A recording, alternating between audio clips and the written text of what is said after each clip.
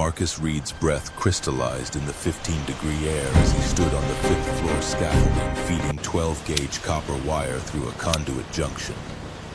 The construction site sprawled beneath him, steel beams jutting like ribs from concrete workers scattered across levels, the rhythmic hammering of progress echoing off nearby buildings. His hands calloused and scarred from 15 years of electrical work. Moved with practiced efficiency despite the cold, no gloves. The pair he'd owned for 3 years had finally split at the seams last Tuesday, and $47 stretched thin. When rent demanded $850, the church volunteer appeared at the scaffold's edge, middle-aged and earnest in a black puffer jacket embroidered with St. Michael's outreach.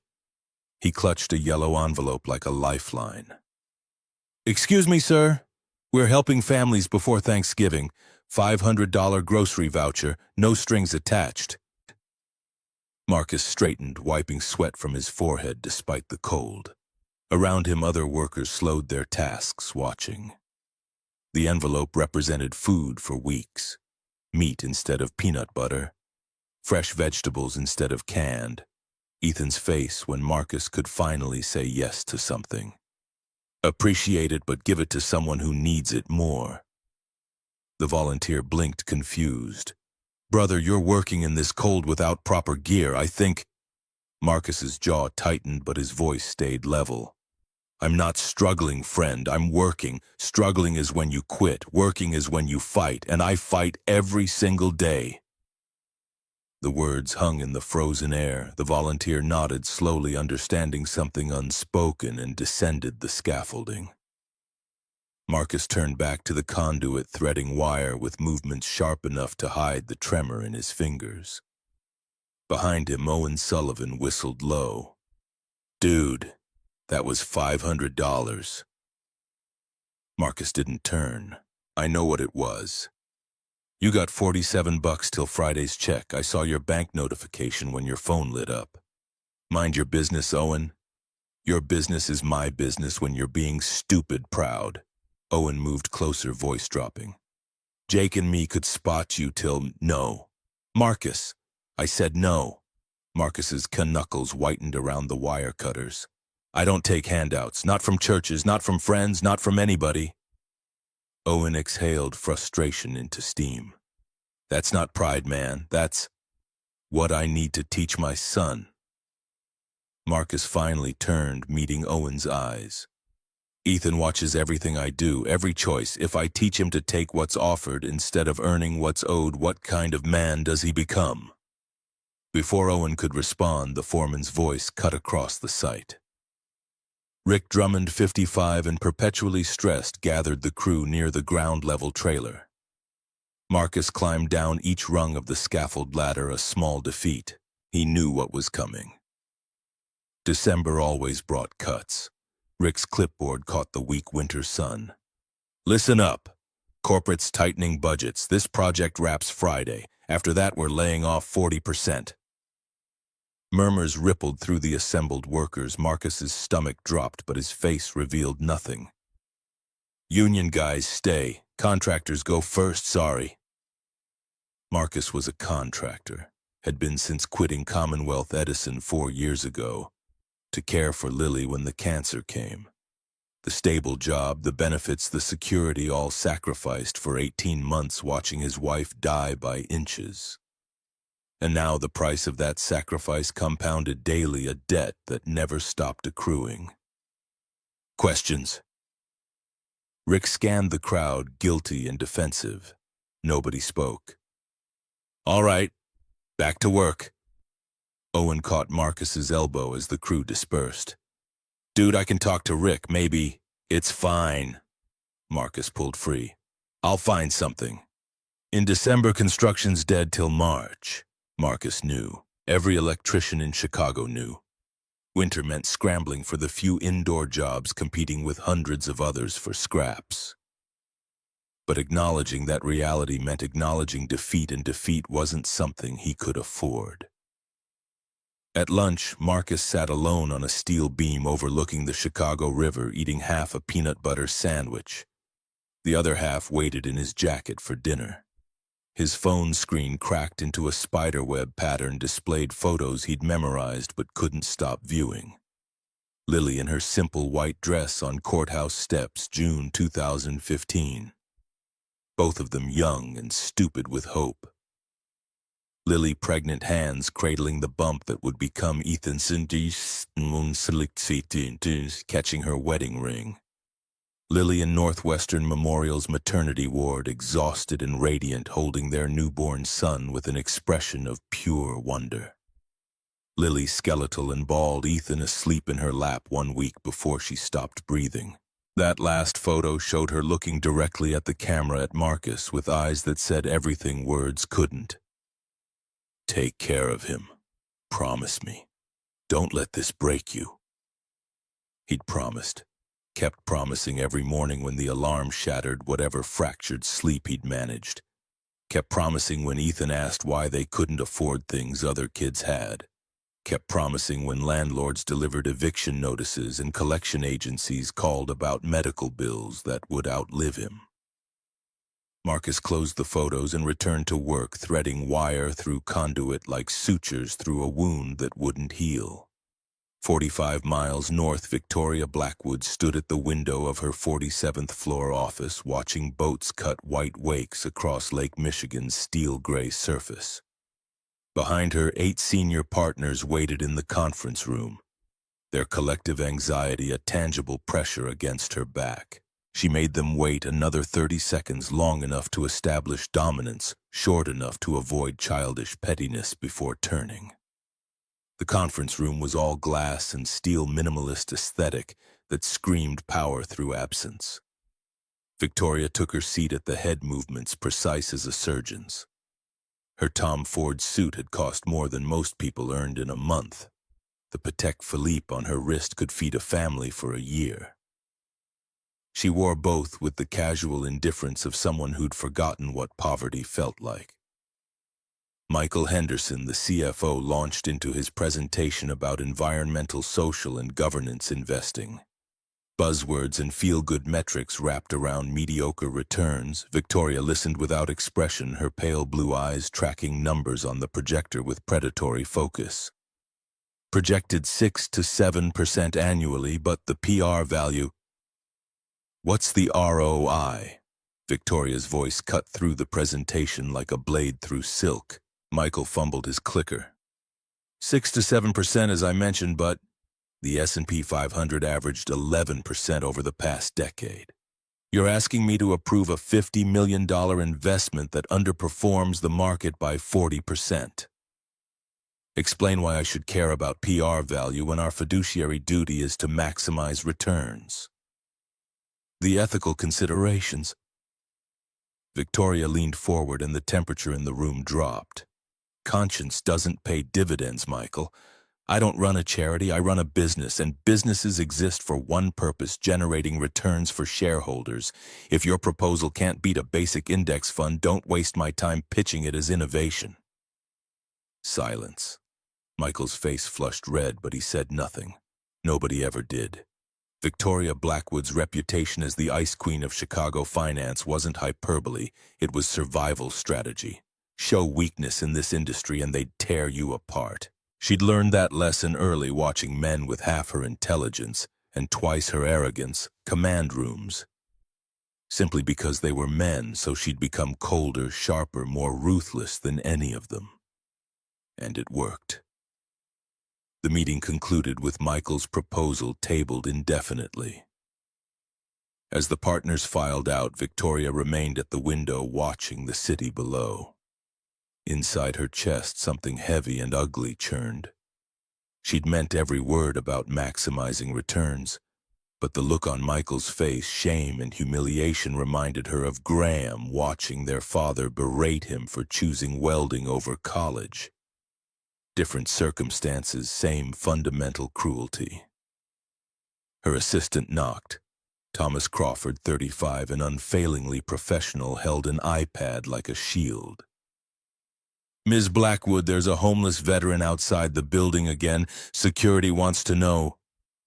Victoria's hand tightened imperceptibly on her coffee cup. Give him $100 and the card for Veterans Haven on West Madison. Discreetly. Tom's eyebrows rose fractionally. Ma'am, you heard me. Yes, ma'am. He retreated and Victoria was alone. The photos she kept in her desk drawer hidden from everyone, even herself most days, called to her. She resisted for 3 minutes before giving in. Graham's face smiled up at her from glossy paper frozen in time at 17. They were teenagers in the photo before their father left. Before money became survival instead of comfort. Before cancer turned her brother into a cautionary tale about the cruelty of economic Darwinism.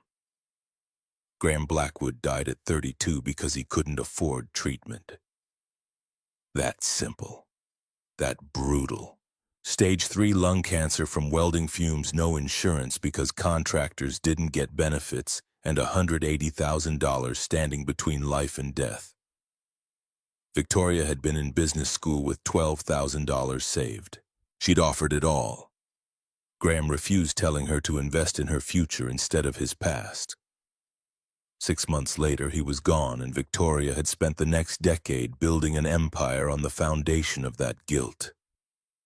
The question that haunted her, the one she'd spent 10 years and 15 test subjects trying to answer. Did Graham deserve to die poor? Were poor people poor because they made bad choices or because the system was fundamentally broken? If Graham had been given unlimited resources, would he have used them wisely or squandered them? Like so many others, 14 out of 15 test subjects had failed her. Given money without restrictions, they'd bought televisions and vacations and designer clothes, everything except stability. Only one woman, a single mother, had spent every dollar on her children's needs. But $500 wasn't a real test. It wasn't enough to reveal true character. Victoria needed something definitive. Someone like Graham had been hardworking, struggling through no fault of their own, facing impossible choices with dignity. And she needed to give them enough rope to either climb out of poverty or hang themselves with greed. She called Tom back in. I need you to find someone for me. What kind of someone? Victoria stared at Graham's photo, seeing the ghost of the brother who'd raised her when their father wouldn't. Someone who reminds me of someone I lost. The Greyhound terminal on Harrison Street smelled like diesel fuel and desperation. Victoria hadn't intended to stop here. Her calendar showed a clear P from office to penthouse.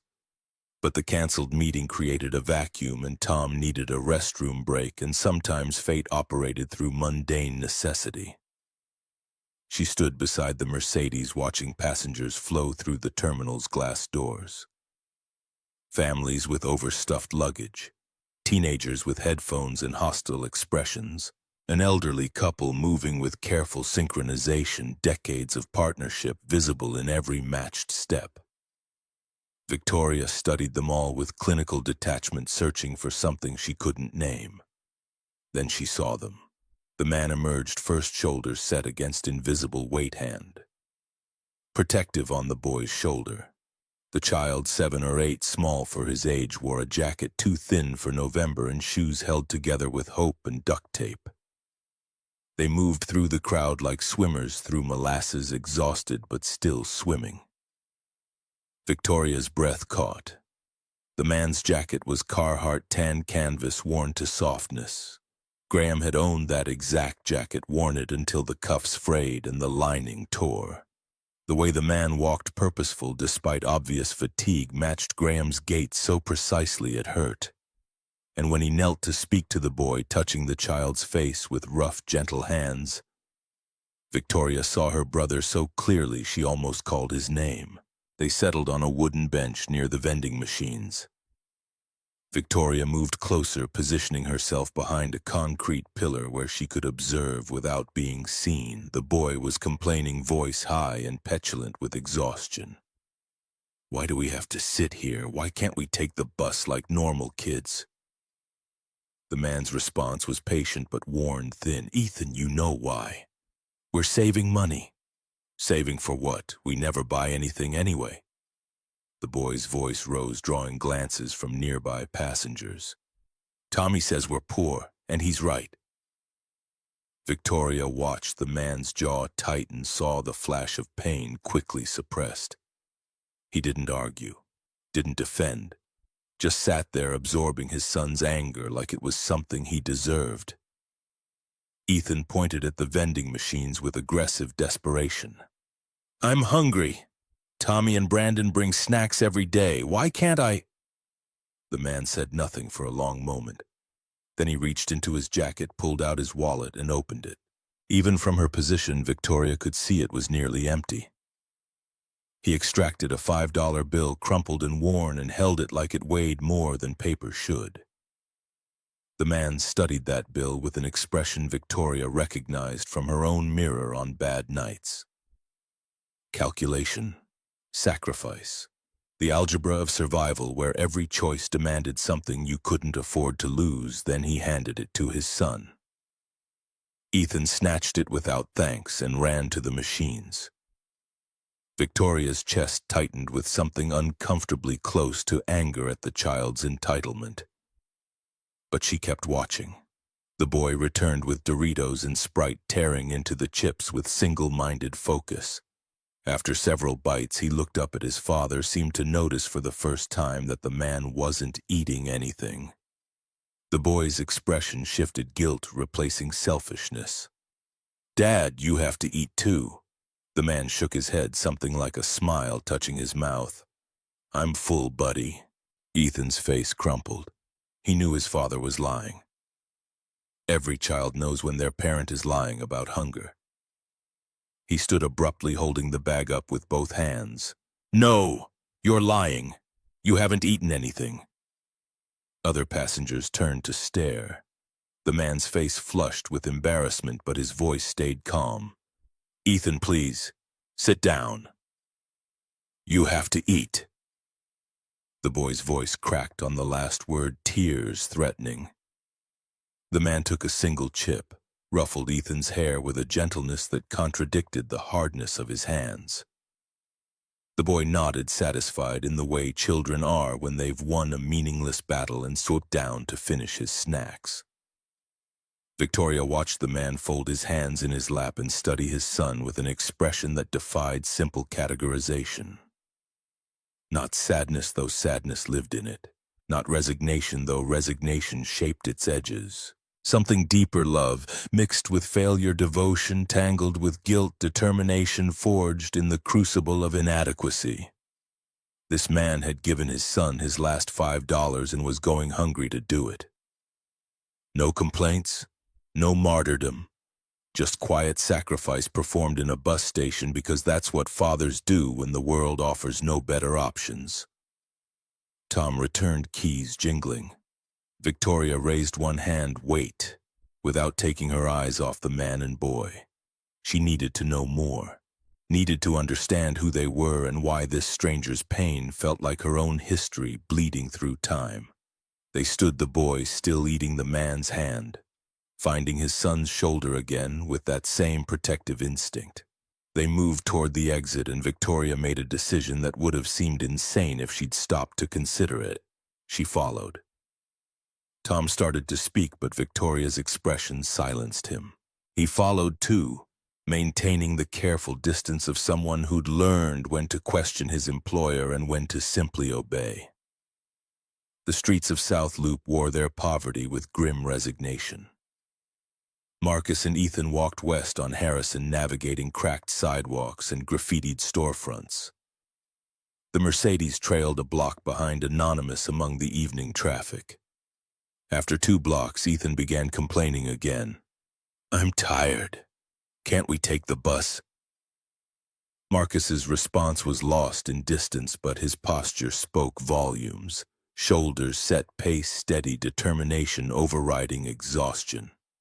They passed Ferrara Bakery on Taylor Street, and Ethan stopped so abruptly Marcus nearly stumbled.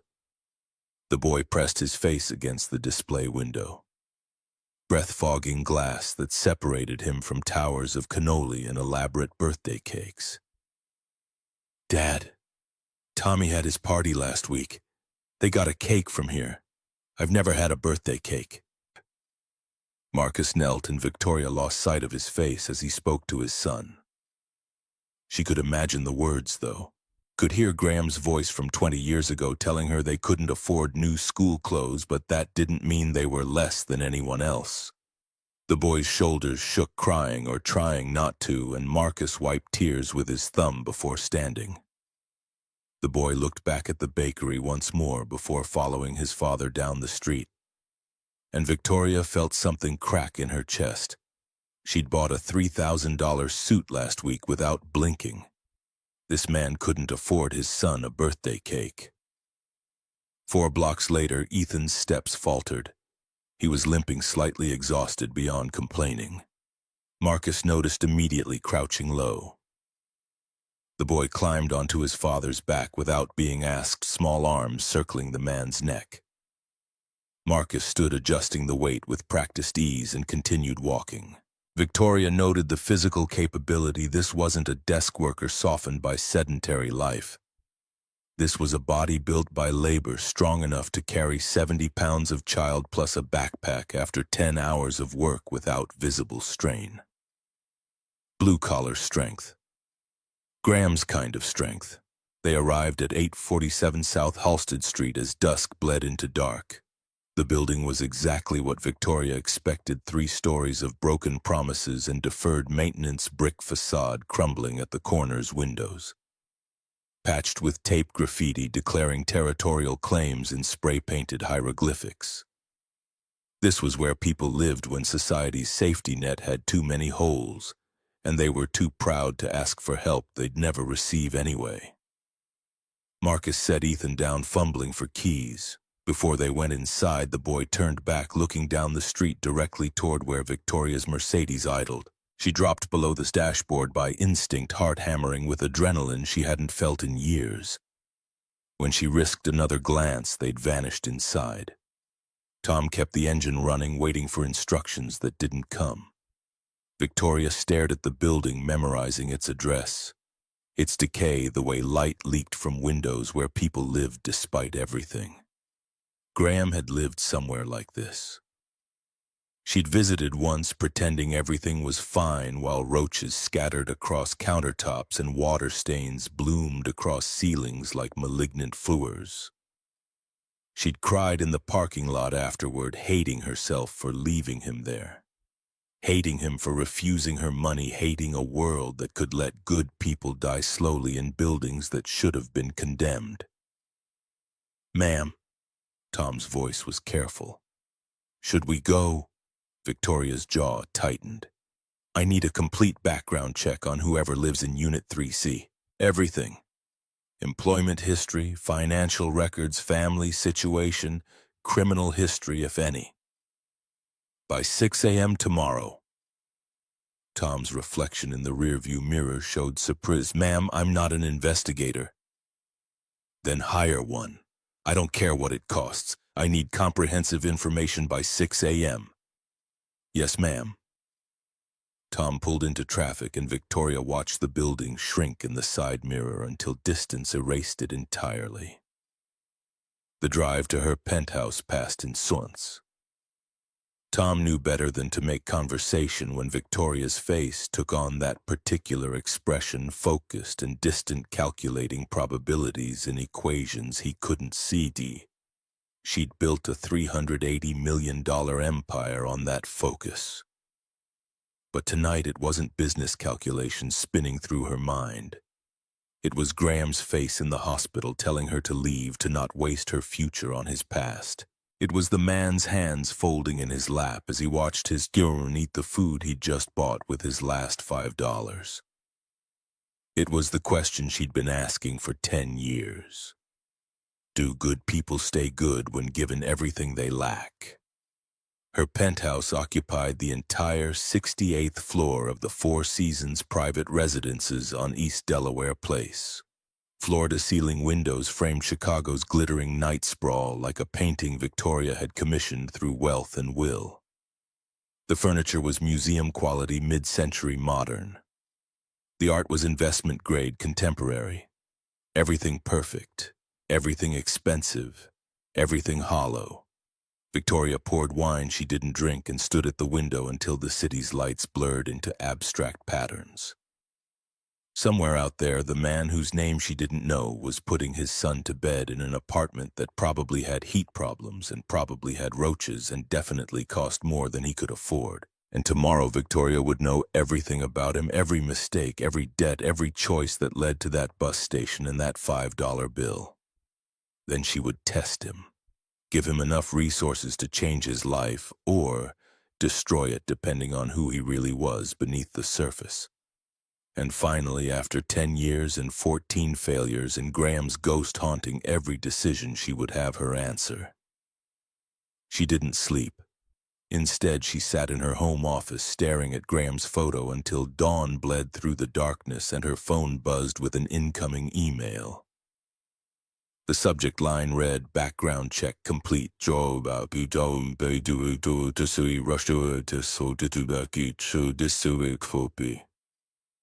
Victoria opened the attachment. 47 pages. She began reading. Marcus James Reed, 41 years old, widowed, one dependent, licensed electrician working freelance after quitting a stable position at Commonwealth Edison to care for his dying wife. Medical debt of $142,000, credit score that made loans impossible. 3 eviction notices in 2 years. Current rent 14 days overdue. The details accumulated like evidence in a trial. Army Reserves deployed to Iraq, honorable discharge. Apprenticeship through the electrical union. Journeyman license. Good reviews at ComEd before everything fell apart. His wife Lily diagnosed with stage 3 breast cancer in February 2020. Treatment costs $120,000 out of pocket after Medicaid coverage. Savings $8,000. Marcus quit his job to provide full-time care. And then the detail that made Victoria close her laptop and press her palms against her eyes. Lily had declined treatment. The medical records obtained through methods Victoria chose not to examine too closely included a doctor's note. Patient declining recommended treatment course due to financial constraints. Patient states preserving savings for minor child is priority. Lily Reed had chosen to die. Not because she wanted to, but because keeping her son fed mattered more than keeping herself alive. And Marcus had spent the last 3 years trying to honor that sacrifice while drowning in debt and poverty and the weight of being a single father in a system designed to break people like him. Victoria read through the rest, the volunteer work at the VA hospital, the neighbors' testimonials about how Marcus fixed things for free. The teacher's notes about Ethan falling asleep in class from hunger. Every detail painted the same picture, a good man being crushed by circumstances he couldn't control, maintaining dignity through sheer stubborn will. The investigator's final assessment. This is ideal candidate for whatever test you have in mind. Subject exhibits extraordinary character under extreme duress. Unlikely to abuse financial windfall, more likely to use responsibly for family stability. Victoria opened her safe and removed the American Express Centurion card. Matte black, heavier than plastic, should be linked to $5 million in discretionary funds with no preset spending limit. She placed it on her desk beside Graham's photo. Is this what you wanted, Graham? Is this the answer? Graham smiled from frozen time, eternally 17, eternally optimistic, eternally dead. Victoria wrote the note in her precise script, Mr. Reed. 24 hours, no limit, no questions, no consequences. Use however you want. When time expires, return card or keep it your choice. Clock starts when you accept. VB. She sealed everything in an envelope and called Tom. Cancel my meetings. I need you to drive me to a construction site downtown. At 10:30 Tuesday morning, Victoria stood outside the chain-link fence surrounding the construction site where Marcus Reed worked. Tom waited in the Mercedes engine, running ready for quick departure if necessary. This was insane. Victoria Blackwood didn't make house calls, didn't chase test subjects. Didn't put herself in situations where she couldn't control every variable. But she needed to see his face when she made the offer. Needed to watch his eyes and judge whether the man from the bus station was real, or just another performance for an audience of strangers. She spotted him on the fifth-floor scaffolding feeding wire through conduit with economical movements that spoke of years. Doing exactly this, his jacket was the same Carhartt from yesterday. His boots were held together with duct tape, and when he descended for the water break, she stepped forward. Marcus Reed. He turned wariness immediate. His eyes brown, tired, intelligent, assessed her in seconds. Expensive coat, expensive bag, someone from a different world entirely. Do I know you? Victoria extended the envelope, heart-pounding in a way board meetings never produced. My name is Victoria Blackwood. I have a proposition for you. He didn't take it. I don't do anything illegal. Nothing illegal. I want to give you something. I don't take charity. The words came out harsh, defensive, and Victoria recognized the pride that would make this difficult. This isn't charity, it's an experiment. What kind of experiment? Victoria explained the parameters. 24 hours, unlimited credit card, no restrictions, no questions, no consequences, spend whatever he wanted on whatever he chose. After the time expired, return the card or keep it, his decision. Marcus stared at the envelope like it might explode. What's the catch? No catch. Nobody does this. His jaw tightened. What do you want from me? I want to see what you do, that's all. Why me? Victoria met his eyes, saw Graham looking back at her from different features. Because you remind me of someone I lost. Silence stretched between them, broken only by construction noise and distant traffic. Marcus didn't move, didn't reach for the envelope, didn't speak. Victoria could see the calculations running behind his eyes. Suspicion, desperation, pride warring with necessity. Finally, this is some kind of joke. I assure you it's not. People don't just hand out unlimited credit cards to strangers. I do, when I want to understand something. Victoria lowered the envelope slightly. I had a brother, Graham. He died 10 years ago. Good man, hard worker, got sick, couldn't afford treatment. I was in school, couldn't help him. He died poor, and I've spent every day since asking myself if he deserved that. If poor people are poor because they're irresponsible or if the system is broken, you strike me as someone who could answer that question. Marcus's expression shifted, anger fading into something more complex. So I'm a lab rat, a test to prove your dead brother deserved to die. The words hit harder than Victoria expected. No, that's not. What then? You want to watch me scramble for scraps so you can feel better about having money? I want to know if good people stay good when they have resources, or if poverty is the only thing keeping them honest. Marcus's laugh was bitter.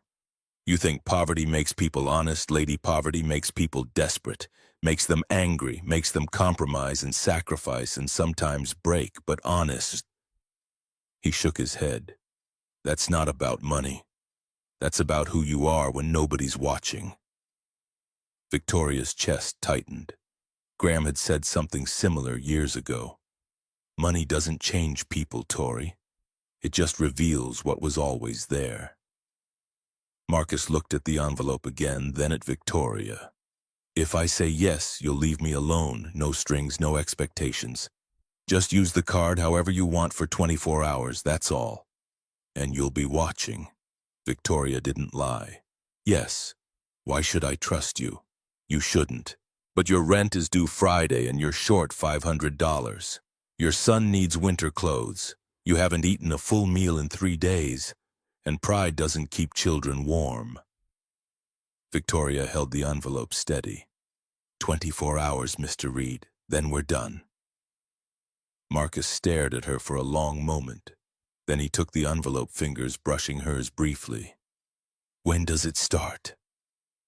Victoria checked her watch. 2 p.m. today. You have until 2 p.m. tomorrow. And if I don't use it, then you don't. Marcus pocketed the envelope without opening it. His expression remained guarded, suspicious, but underneath Victoria saw desperation winning the war against pride. He nodded once and turned back toward the scaffolding, ending the conversation without another word. Victoria returned to the Mercedes, hands shaking slightly with adrenaline she didn't want to acknowledge. Tom glanced at her in the rearview mirror but knew better than to ask questions. The test had begun.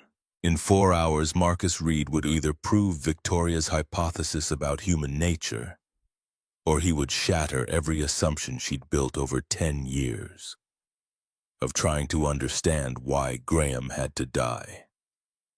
She settled into the leather seat and activated the credit card's tracking app on her phone.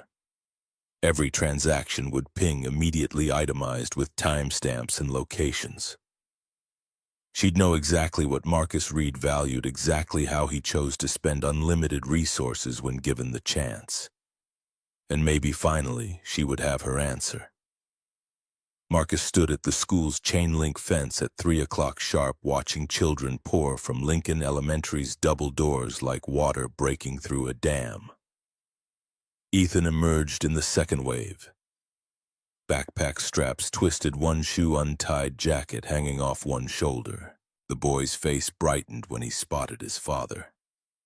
But the brightness dimmed quickly. Embarrassment replacing joy as other kids climbed into waiting cars while he walked toward the fence on foot. The envelope in Marcus's jacket pocket felt like it was burning through the fabric. He'd checked it 3 times during the afternoon, confirming the black card was real, the note authentic. The impossible offer actually happening. 2 hours had passed since Victoria Blackwood turned his world sideways. The clock was already running. Ethan reached the fence, coughing wetly. Marcus's trained eye caught the flush in his son's cheeks, the glassiness in his eyes. Fever building. "Hey, buddy, how was school?" Ethan shrugged, scrubbing at his nose with his sleeve. "Tommy said his dad's taking him to GameStop after school." "Can we go to GameStop?" Marcus's jaw tightened. "Not today, son. We never go anywhere." The complaint came out sharper than usual, frustration and fever combining into something ugly. "I hate being poor." The words landed like punches. Marcus knelt, checking Ethan's forehead with the back of his hand. Warm, definitely warm. "You're getting sick again. Let's get you home." They walked north on Halsted, Ethan shuffling beside him with visible misery. Every few steps brought another cough, each one deeper than the last. Marcus's mind raced through calculations. The leftover children's ibuprofen was down to maybe 2 doses. No thermometer, the last one broke in August. And Ethan's winter coat, if you could call it that, was really just a lined hoodie 2 sizes too small. They passed Target on Roosevelt Road and Ethan stopped abruptly. The storefront display showed mannequin children in puffy coats, warm and dry in their plastic perfection. "Dad, they have coats. My arms don't fit in mine anymore." Marcus looked at his son, looked at the store, felt the card in his pocket pulse like a second heartbeat. The rational part of his brain screamed trap, scam, too good to be true. But the desperate part, the part that had watched his son shiver through last winter, the part that remembered Lily's last words about taking care of Ethan no matter what, whispered different counsel. "Come on." Marcus pushed through the automatic doors before doubt could stop him. The store's warmth hit like a wall. Fluorescent lights and linoleum floors and families shopping with the casual abundance of people who didn't count every dollar. Marcus felt instantly, viscerally out of place. His work boots tracked dried mud. His jacket smelled like sweat and electrical fires. But Ethan's face lit up with something close to hope, and that was worth every uncomfortable second. Boys' clothing department. Winter coats. Marcus found a navy blue puffer with a hood size 8 on clearance for $39.99. He held it up and Ethan's eyes went wide. "Can I try it?" Marcus helped him into it, zipping it to the chin. The coat swallowed Ethan's small frame, but that was fine. He'd grow into it. The boy turned in a slow circle, testing movement, face splitting into a grin that punched straight through Marcus's defenses. "It's so warm." Marcus grabbed gloves, hat, then moved to the clothing racks, pulling shirts and pants while his brain screamed about pride and taking handouts and teaching his son the wrong lessons. But another voice, quieter, more desperate, reminded him that pride didn't keep children warm and lessons about self-sufficiency meant nothing if your son was cold. 10 minutes later, they stood at the pharmacy section. Marcus studied the children's medicine with the intensity of someone diffusing a bomb. Ibuprofen $8.99, cough syrup $6.99. He grabbed both, then added bandages, antibacterial ointment, a digital thermometer. First aid supplies they hadn't been able to afford since the last of Lily's medical equipment got repossessed. The shopping cart filled. Practical items, necessary items, nothing frivolous. Marcus moved through the store with military efficiency, grabbing only what Ethan needed, ignoring his own bare cupboards and empty closet. At checkout, the total flashed $326.38. Marcus's monthly grocery budget was $200. This single purchase exceeded what he normally spent in 6 weeks. His hands shook as he pulled out the black card, half expecting it to disintegrate like a magic trick revealed. The cashier swiped it. The machine beeped approval. Transaction complete. Marcus exhaled breath he didn't know he'd been holding. Ethan clutched the bags like treasure, already wearing the new coat despite the store's warmth.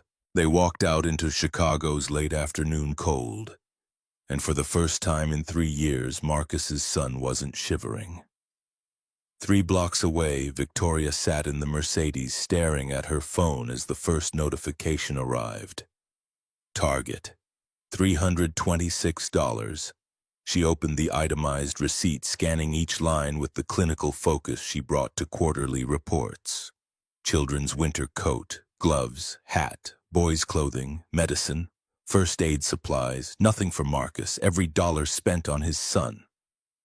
Tom glanced at her from the driver's seat. "Ma'am?" Victoria silenced him with a raised hand. Mind spinning through implications. This was strategic, obviously strategic, buy necessities first to establish credibility. Then the real spending would start, electronics maybe, or paying off immediate debts, or something that revealed the selfishness she'd seen in 14 other test subjects. "Follow them." Her voice came out flat, professional, betraying nothing of the unease building in her chest. Tom pulled into traffic, maintaining careful distance. They tracked Marcus and Ethan to a Walgreens 2 blocks from the apartment. Victoria watched through tinted windows as father and son disappeared inside, emerging 8 minutes later with a small bag. Her phone buzzed. Walgreens. $47.83. The itemized list showed prescription-strength pain relievers, bandages, alcohol wipes, a thermometer, more medical supplies, more things for Ethan. Victoria's jaw tightened. The pattern was too consistent, too noble. People weren't this selfless. Not when given unlimited resources. She'd tested this 15 times. Watched people with real needs choose plasma televisions over paying rent. Designer shoes over their children's education. Marcus Reed was either the exception that proved her rule, or he was playing a longer game than the others. Tom cleared his throat. Should we continue following or continue? Victoria's fingers drummed against her thigh, the only outward sign of the anxiety crawling beneath her skin. "I need to see where this goes." Marcus and Ethan reached their building as dusk bled orange across the western sky. Victoria watched them climb the front steps, Ethan still wearing his new coat, Marcus carrying the bags like they contained something more precious than clothing and medicine. The building's front door closed behind them, and Victoria was left staring at peeling paint and broken windows, wondering what happened next.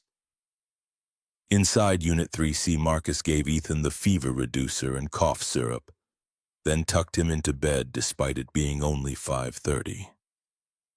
The boy fell asleep almost immediately, new coat still on one hand, clutching the bag of shirts like a security blanket.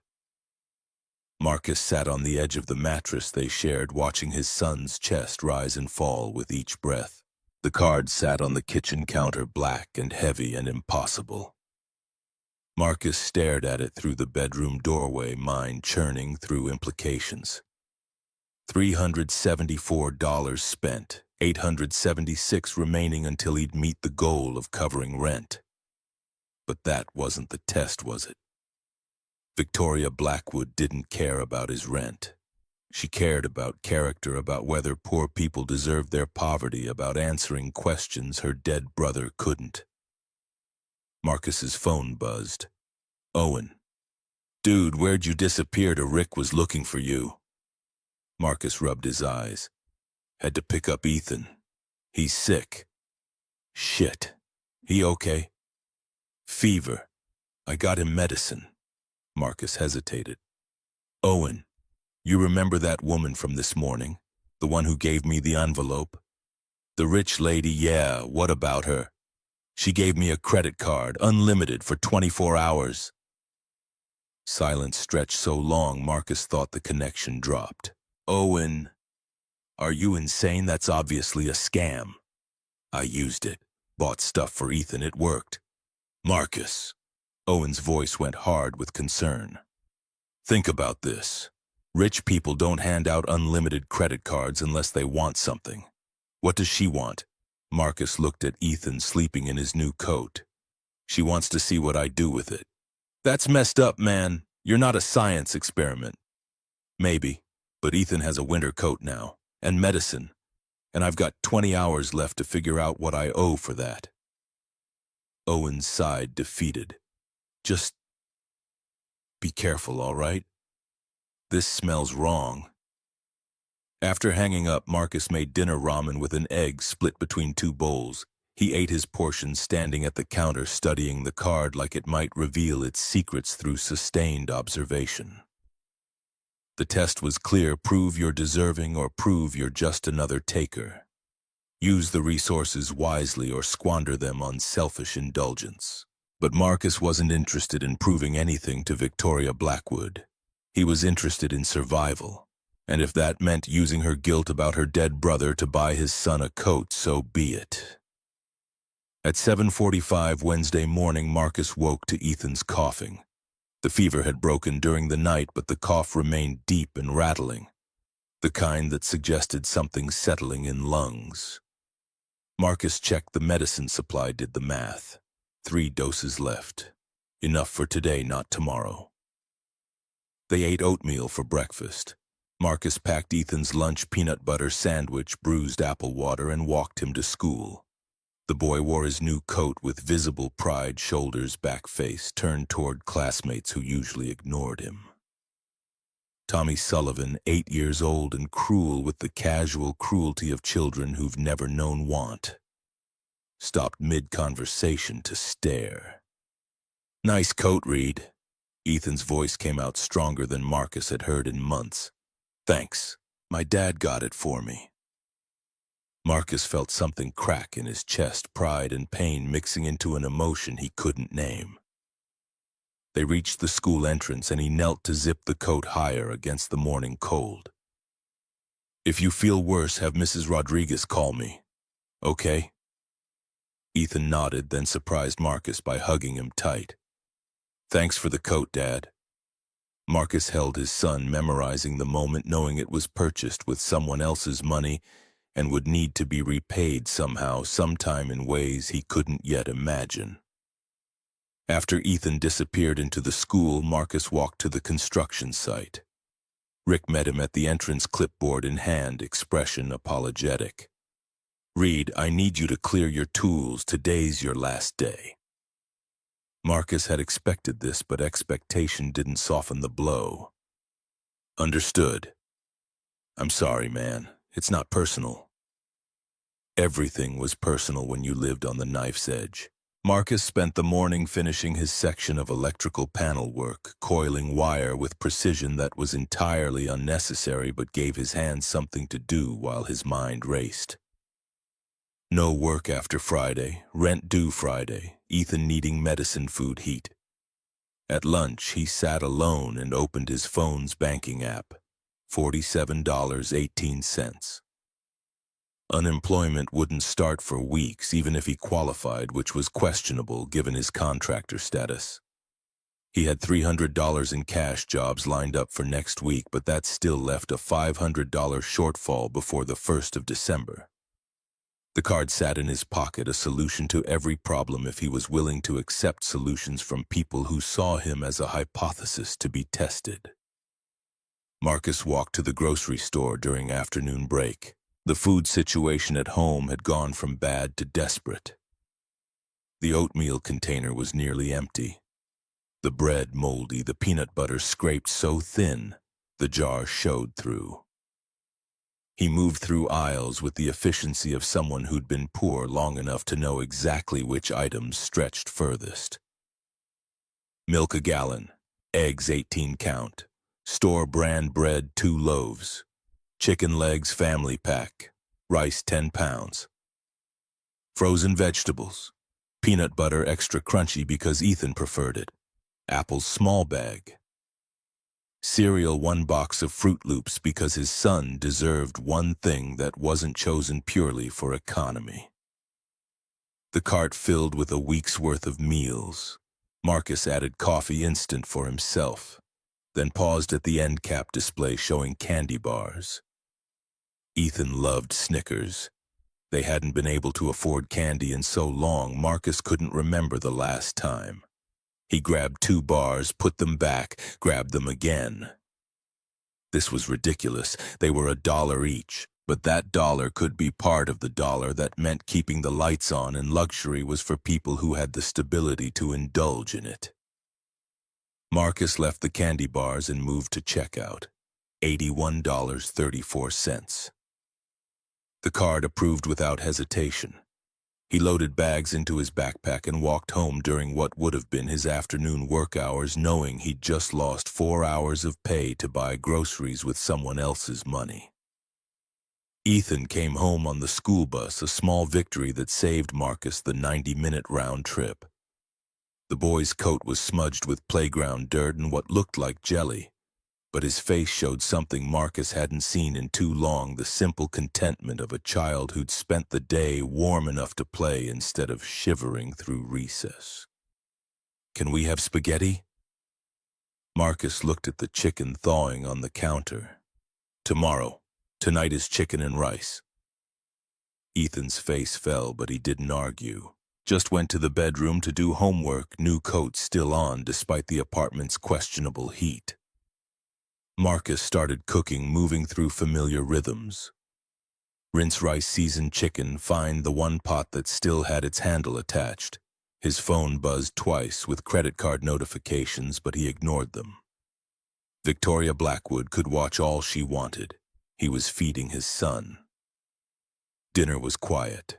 Ethan picked at his food, still not feeling well, but managed most of a plate.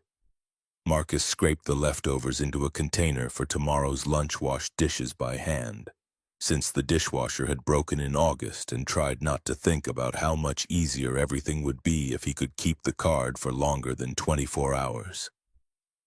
That thought brought guilt crashing down. This was temporary, a test, not a solution. He couldn't build stability on someone else's charity, couldn't teach Ethan to depend on handouts instead of hard work. Lily had died to give their son a future built on their own foundations. And Marcus wouldn't dishonor that sacrifice by taking shortcuts. But when he tucked Ethan into bed that night and the boy asked if they could afford a real birthday cake next week, Marcus heard himself say yes before his brain could stop his mouth. and that lie felt worse than anything else he'd done with Victoria Blackwood's money. Thursday morning arrived with Marcus's internal alarm at 5:30. He lay in the dark listening to Ethan's breathing, calculating hours. The test started at 2 p.m. Tuesday. It was now 5:30 Thursday morning, 39.5 hours in, 8.5 remaining. He'd spent, Marcus did the math, $457.72 on necessities, on things his son needed to survive a Chicago winter and a father who couldn't provide through legitimate means. The guilt ate at him, but not as much as the relief, and that realization brought fresh guilt in a spiral he couldn't escape. At 8:15, Marcus walked to the corner bodega to buy the Tribune. $3.60 he didn't have paid for with Victoria's card, while the bodega owner Ahmed studied him with new suspicion. Marcus took the paper to a coffee shop somewhere. He never went because a cup cost what he budgeted for an entire day and ordered black coffee, $4.75. The server asked if he wanted anything to eat. Marcus looked at the muffins, calculated the cost, and felt his stomach cramp with hunger he'd been ignoring for 3 days. Just coffee. He sat by the window and opened the classified, circling electrical jobs with a pencil stub. 5 positions. All wanted credentials. He had experience he could prove, references he could provide. None mentioned salary, which meant they'd lowballed, and none would call him back once they ran a credit check and saw the destruction that medical debt had wrought on his financial life. Marcus was staring at the circled ads, trying to summon optimism from exhaustion, when the chair across from him scraped back. Victoria Blackwood sat down, uninvited, coffee of her own in hand. Expression unreadable behind sunglasses despite the indoor setting. "Mr. Reed." Marcus's spine went rigid. "You're following me." "I told you I would be. Told me you'd track purchases, not stalk me to coffee shops." Victoria removed the sunglasses and her pale blue eyes held something Marcus couldn't decipher. "I needed to see your face when I asked why you haven't bought anything for yourself." Marcus's jaw tightened. "That's not your business." "I made it my business when I gave you unlimited resources, $457 spent every cent on your son. Not a single personal item. Why? Because he needs things more than I do. Or because you're performing for an audience, establishing credibility before the real spending starts." The accusation landed like a slap. Marcus leaned forward, voice dropping to something dangerous. "You think this is performance? You think I'm playing some game for your benefit, lady? I don't care what you think about me. I care about my son having a coat that fits and medicine when he's sick. That's not strategy, that's survival." Victoria didn't flinch. 14 other people have failed this test. They all spent money on themselves within the first 6 hours. New clothes, fancy dinners, electronics they didn't need. You're different, and I need to understand why. Maybe they were honest, and I'm the liar. Maybe I'm just better at hiding selfishness. Marcus stood chair scraping loud enough to draw stares. Or maybe your test is flawed because you're assuming everyone operates from the same playbook. Some of us don't have the luxury of choosing between selfish and selfless. We just choose survival. He walked out, leaving the newspaper on the table, leaving Victoria sitting alone with her coffee and her questions. His hands shook with adrenaline and something that felt dangerously close to rage. How dare she judge his choices from her penthouse perspective? How dare she reduce his son's needs to data points in her grief-driven experiment? Marcus walked without destination, letting anger burn off through movement. He ended up at the public library on Roosevelt Road, a building he visited weekly because books were free and Ethan loved the children's section. He climbed the steps, pushed through heavy doors, and stood in the entrance hall trying to remember why he'd come. The children's section called to him through habit. Marcus wandered through the stacks, pulling books at random, picture books Ethan had outgrown. Chapter books slightly above his reading level, science books about how things worked. His son loved understanding mechanisms, asking questions about electricity and motors and why things did what they did. Marcus remembered his own childhood. His father teaching him to fix things, explaining that understanding how the world worked gave you power over it. That's what he wanted for Ethan, not wealth, not privilege, but the power that came from knowledge and skill and the confidence to fix what was broken. An idea formed. Marcus left the library and walked to Sullivan's Hardware on Ashland Avenue. Owen's uncle ran the place, and Owen sometimes worked weekends for extra cash. Marcus found him restocking drill bits in aisle 3. "Thought you were working today." Marcus shook his head. "Laid off. Last day was yesterday." Owen's face creased with genuine concern. "Damn man, I'm sorry. It's fine. I need a favor." "Name it." Marcus hesitated, pride warring with necessity. "There's a woman living in my building. Unit 12. Single mother, 2 kids. Her heat's been out for 3 weeks. I checked the furnace, it's shot. Needs to be replaced, which she can't afford, but I could fix it enough to work through winter if I had parts." Owen studied him. "You asking me to steal from my uncle?" "No. I'm asking if your uncle needs electrical work done. I'll trade labor for parts."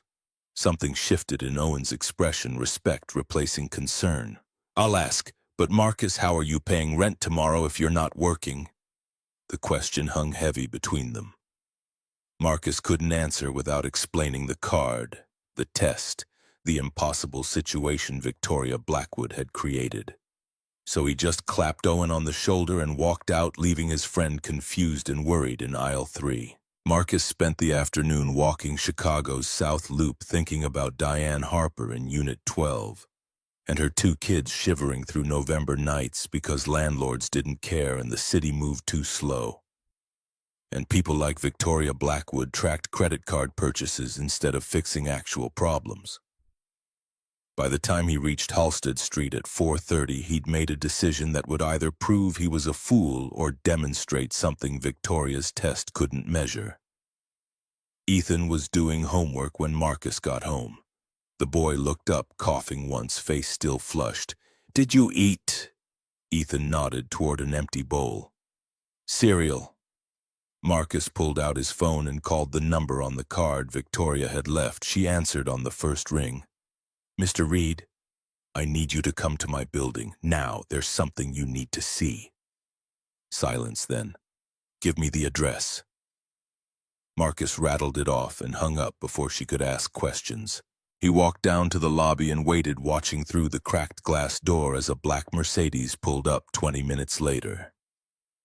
Victoria emerged, Tom following at a respectful distance. Both of them studying the building like archaeologists examining ruins. Marcus held the door. "3rd floor, Unit 12. Victoria's eyebrows rose fractionally, but she climbed the stairs without comment. Marcus led them to Diane Harper's door and knocked. Diane answered, 2 kids visible behind her legs, all 3 wearing winter coats indoors. "Marcus is everything." Diane's eyes went wide, seeing Victoria's expensive clothes, Tom's professional bearing. Marcus spoke quickly before courage could fail. "Diane, this is Victoria Blackwood. She's someone who helps people. Your heat's been out 3 weeks. Your landlord won't fix it. She can fix it." Diane's face cycled through confusion, hope, suspicion. "I don't take charity." The words mirrored Marcus's own from 2 days ago. He met her eyes, understanding exactly what the admission cost. "It's not charity. It's neighbors helping neighbors, and she has the resources we don't." Victoria studied the apartment over Diane's shoulder. The coats worn indoors, the blankets piled on furniture. The space heater plugged into an outlet that probably couldn't handle the load safely. Her expression remained neutral, but something in her eyes shifted. "May I come in?" Diane stepped aside. Victoria entered, Tom trailing, and for 3 minutes nobody spoke while she assessed the situation. The kids, a girl, maybe 5, a boy, maybe 3, watched from the couch, with enormous eyes clutching each other beneath shared blankets. Victoria turned to Diane. When did the furnace stop working? 3 weeks ago. I called the landlord 11 times. He says it's too expensive to fix. How much is rent? $900 a month. Victoria pulled out her phone, typing rapidly. I'm calling a heating contractor I know. They'll be here within 2 hours. I'll pay for the furnace repair and 3 months of your rent. No strings. Diane's face crumpled. I can't. You can. Victoria's voice carried no warmth, but it held conviction. Your children need heat. That's not negotiable. She turned to Marcus. Was this what you wanted to show me? Marcus nodded. You wanted to know what I'd do with your resources. Here's my answer. I'd help people who need it more than I do. Victoria's expression remained unreadable, but her fingers tightened on her phone. She made 3 calls, heating contractor landlord to threaten legal action, and some kind of property management company Marcus didn't catch. Within minutes, things were in motion. Diane cried silently, kids still clutching blankets, while Tom took notes and Victoria directed operations with the efficient ruthlessness of someone used to bending the world to her will. They left 20 minutes later, contractors already en route. Victoria stopped on the second-floor landing, blocking Marcus's path. Why did you do that? Marcus met her eyes. Because I know what it's like to be cold and desperate and have people walk past like you're invisible. Diane's been asking for help for 3 weeks. 3 weeks her kids have been freezing. I can't fix that, but you can. So I made you see it. By using your test time to solve someone else's problems. That's what you wanted to know, isn't it? What kind of person I am, this is it. I'm the kind who'd rather help someone else than help myself, because that's what Lily taught me before she died. Marcus's voice roughened. My wife chose death to save money for our son. She looked at the equation, her life versus Ethan's future, and decided his future mattered more. That's the standard I'm trying to meet. That's what real sacrifice looks like. Not buying things I need instead of things I want. Actually giving up something that costs me to help someone who needs it more. Victoria said nothing for a long moment. When she spoke, her voice carried less ice. Your wife made an impossible choice. She made the only choice she could live with, or die with, I guess. Marcus turned to climb the stairs. I've got 6 hours left on your test. I'm going to pick up my son from school, make dinner, and put him to bed. If that's not good enough for whatever you're trying to prove, I don't know what to tell you.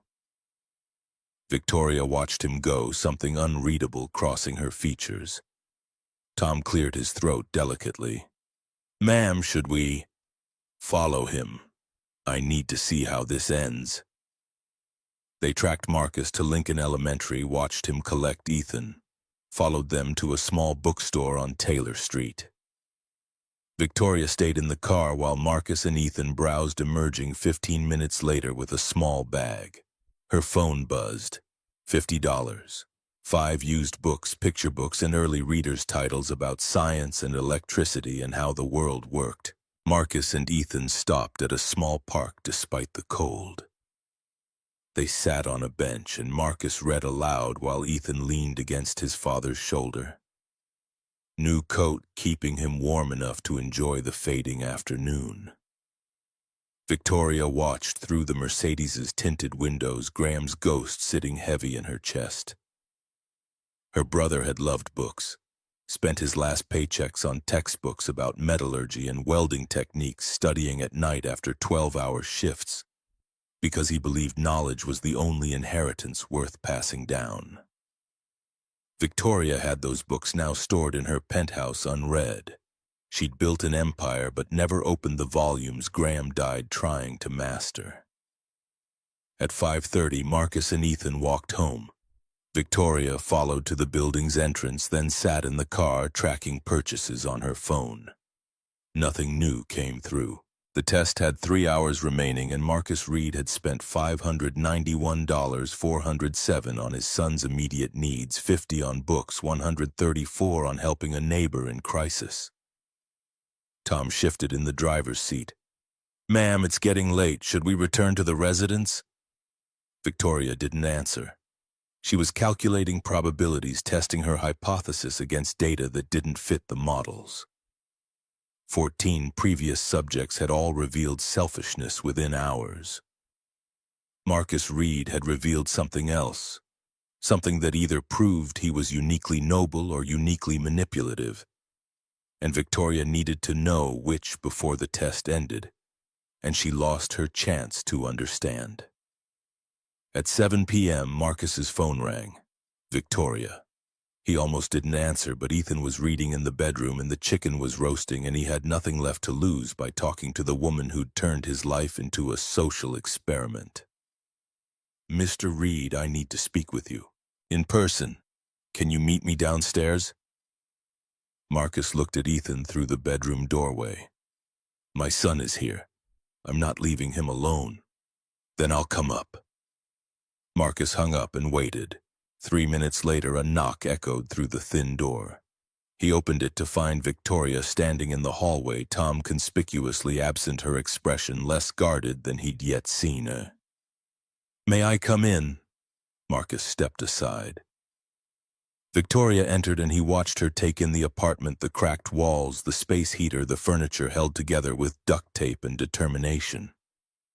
She said nothing about the poverty on display, just stood near the kitchen counter, hands folded. "I owe you an apology." Marcus blinked, surprised. "For what?" "For treating you like a science experiment. For reducing your struggles to data points in my grief." Victoria's voice carried something new, vulnerability, carefully controlled but present.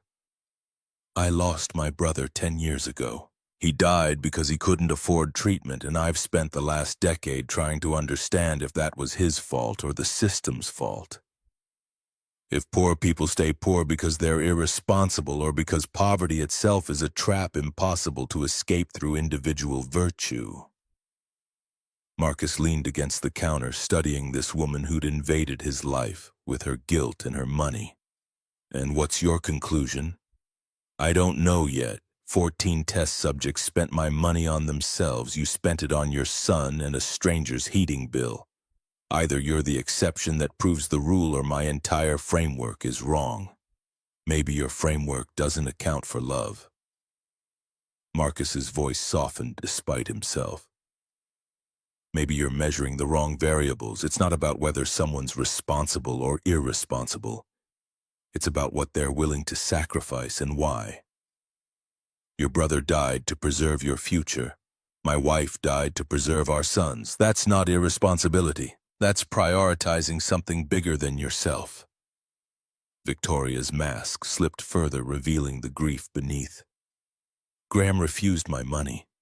Said he wouldn't let me throw away my future for his past. I hated him for that.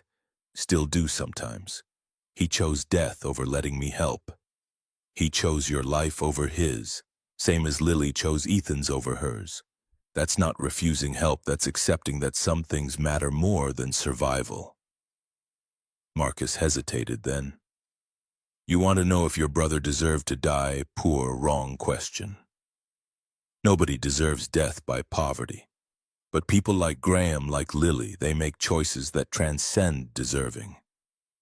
They look at impossible equations and solve for love instead of self-preservation. That's not failure. That's the only kind of success that actually matters." Victoria's eyes glistened, and she turned toward the window to hide it. "I have 3 hours left on the test. What will you do with them?" Marcus pulled the black card from his pocket. "I'm going to return this now. I don't need 3 more hours. I've spent enough of your money. You've spent $591. Some people would have spent $50,000 by now. Then they're different than me. Or maybe they're smarter. Maybe I'm a fool for not maximizing what you offered." Marcus extended the card. "Either way, the test is over. Thank you for the coat, the medicine, the groceries. Thank you for helping Diane Harper, but I'm done proving anything to you or myself or anyone else. This isn't who I am, taking handouts from rich people who need their grief validated. Victoria took the card slowly as if it might burn her. What happens Friday? Your rent is due. You don't have it. I'll figure something out. I always do. That's not a plan. Marcus's laugh was bitter. No, but it's all I've got. Plans are for people with stable income and savings. I live crisis to crisis, and Friday will be another crisis I'll somehow survive because giving up isn't an option when you have a kid depending on you. Victoria pocketed the card, then did something Marcus didn't expect. She smiled. Small, sad, but genuine. My brother would have liked you. You're as stubborn as he was. Stubbornness is poverty's survival mechanism, or pride's, depending how you look at it. Victoria moved toward the door, paused with her hand on the knob. I'm starting a foundation. Medical debt relief for families who fall through the system's cracks. I'd like to name it after your wife if you'd allow it. The Lily Reed Foundation. Marcus's throat tightened. Why? Because she made a choice that revealed something true about human nature, that love is stronger than self-preservation, that deserves to be honored, not forgotten. Victoria's voice wavered slightly, and because maybe if I can help other families avoid that impossible choice, Graham's death won't have been completely meaningless. Marcus nodded, unable to speak past the emotion clogging his airways. Victoria opened the door, stepped into the hallway, then turned back one final time. The job offer stands. Building maintenance supervisor for my properties. $65,000 a year. Full benefits. I meant what I said. I want employees who understand what real work ethic looks like. You've proven that more than anyone I've ever met. She left before Marcus could respond, and he stood in his empty apartment listening to her footsteps fade down the stairs. Through the bedroom door, Ethan called out, Dad, who was that? Marcus walked to the bedroom, sat on the edge of the mattress, pulled his son close. Someone trying to understand whether good people exist. I think she found her answer. Are we good people? Marcus kissed Ethan's head. We're trying to be buddy. That's all anyone can do. That night, after Ethan fell asleep in his new coat, Marcus sat at the kitchen table with $547 still needed for rent. No job in a winter that promised nothing but more struggle. But he also had a son who was warm and fed and medicated. A neighbor whose heat would work by morning.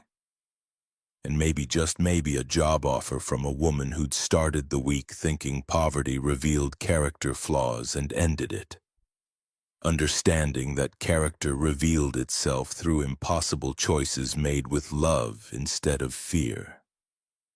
Marcus didn't know if he'd take Victoria Blackwood's job offer.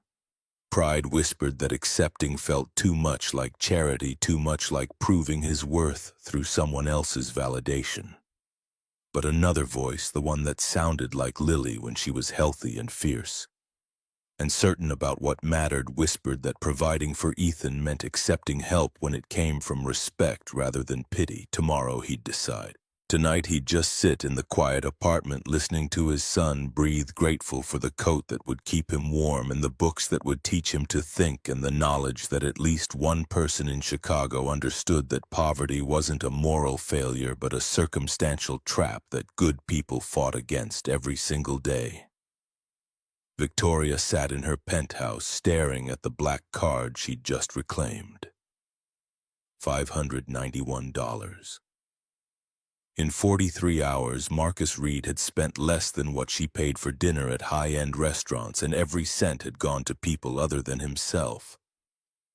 The 14 previous test subjects had failed because they'd revealed ordinary human selfishness. Marcus Reed had passed by revealing something rarer, the willingness to sacrifice self-interest for those he loved. She opened her laptop and began drafting foundation documents. The Lily Reed Foundation for Medical Debt Relief. $10 million initial funding. Board members to be determined, but she already knew who she wanted as co-director. A man who understood poverty from inside it, who could identify families needing help without making them prove their worthiness through some degrading means test. Tom knocked softly. "Ma'am, you should rest. It's nearly midnight." Victoria didn't look up from the screen. "I need to finish this first. You've been working since dawn. Whatever it is can wait." "No." Victoria's voice carried unusual intensity. "It's already waited 10 years. My brother died because I couldn't help him in time.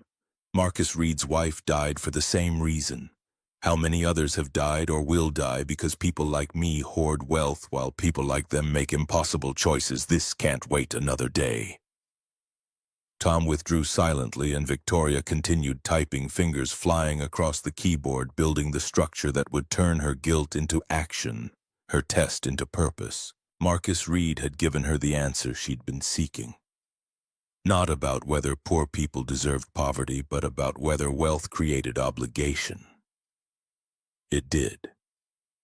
Wealth was power, and power wielded selfishly was just another form of poverty. The poverty of meaning, of connection, of understanding that survival without purpose was just slower death. Marcus Reed survived for his son. Graham had tried to survive for Victoria's future. Lily had chosen death for Ethan's chance at life. And Victoria had spent 10 years surviving while avoiding the question of what she was surviving for. Now she knew. The foundation would be her answer, imperfect, insufficient, but real. A way to transform the wealth she'd built from Graham's sacrifice into something that honored his memory instead of just memorializing his absence. She worked through the night, and when dawn broke over Lake Michigan, the foundation's charter was complete. Victoria stood at her window watching the city wake, and for the first time in 10 years, felt something other than the hollow ache of grief. It wasn't peace. Peace would take longer, might never arrive. But it was purpose, and purpose was enough to keep moving forward. Friday morning arrived with Marcus staring at the ceiling, calculating impossible math for the 1,000th time. Rent due in 6 hours, $437 in his account after pawning his spare multimeter and an old laptop that barely worked. Still short by $413. The landlord, a man named Kowalski who'd never shown mercy before, wasn't going to start now. Ethan stirred beside him, coughing wetly in sleep. The fever had returned during the night despite the medicine, and Marcus's trained hand on the boy's forehead confirmed what Dredd already knew: this was getting worse, not better. The cough syrup was gone, the ibuprofen down to a single dose, and Marcus had exactly $0 he could spend on medicine, without choosing between medication and eviction. He rose quietly, made oatmeal with the last of the canister, divided it between 2 bowls. Ethan shuffled into the kitchen, still wearing the blue coat face, flushed eyes glassy. "Happy birthday, buddy." Ethan managed a weak smile. "I'm 8 now." "You are, big man." Marcus set the bowl in front of his son, watched him pick at it without enthusiasm. "Not hungry. My throat hurts." Marcus felt his chest constrict. "Strep pneumonia. Something requiring a doctor they couldn't afford and treatment beyond over-the-counter medicine." He reached across the table, squeezed Ethan's small hand. "We'll figure it out. I promise." The words felt hollow. Marcus had been promising to figure things out for 3 years, and they kept sliding backward despite his best efforts. Lily's voice echoed in memory. "You're a good father, Marcus. Don't let the world convince you otherwise." But Lily was dead, and the world was convincing him daily that good fathers kept their children from getting sicker because they couldn't afford basic health care. At 9:30, someone knocked. Marcus answered to find a courier holding a large envelope with Victoria Blackwood's return address embossed in elegant script. He signed, closed the door, and stared at the package like it might contain an explosive device. Inside, a check for $850 with rent written in the memo line. A formal employment contract, building maintenance supervisor, Blackwood Property Management. Annual salary $65,000, benefits effective immediately, start date December 1st, and a 3-page prospectus for the Lily Reed Foundation with Victoria's personal note paperclip to the front. Mr. Reed. This isn't charity. The job offer is legitimate pending your acceptance. The foundation is real and I'd like you to serve as co-director. Your expertise identifying families in need is exactly what this organization requires. The rent check is an advance on your first paycheck if you choose to accept. If not, consider it a loan to be repaid when circumstances allow. Your choice. VB. Marcus sat at the kitchen table, hands shaking, reading the contract 3 times to confirm it was real. $65,000 annually. Health insurance, dental, vision, the works starting January 1st. Paid time off. Retirement matching. Everything he'd lost when he quit ComEd. Everything he'd spent 3 years trying to rebuild through day labor and desperation. Ethan appeared in the doorway, coat wrapped tight, eyes questioning. "Dad, what's wrong?" Marcus looked at his son, thought about pride and sacrifice and Lily choosing death over debt. Then he thought about the alternative, teaching Ethan that accepting help from someone who respected your struggle wasn't weakness but wisdom. That partnership was different than charity. That sometimes the strongest thing you could do was let someone help you climb instead of drowning, while insisting you could swim alone. He pulled out his phone and called Victoria. She answered immediately. "Mr. Reed." "The rent check, I can't accept it." Marcus forced the words past the part of him screaming to take it. "But the job, I'll take the job, on one condition." Silence then. "Which is, you let me pay you back the $591 from the test. From my first few paychecks, not a gift, a loan I repay with labor." Victoria's voice carried something that might have been amusement. "You spent that money on your son and a neighbor. Most people would call that a gift. Most people don't live where I do. Where I'm from, debts get repaid, even kindness debts." Marcus's grip tightened on the phone. "I need to know this job is real, not charity dressed up as employment. That I'm working for you, not accepting handouts from you." "The job is real, Mr. Reed. I need someone who understands maintenance systems and can identify property issues before they become crises. Your military and electrical background makes you overqualified, if anything.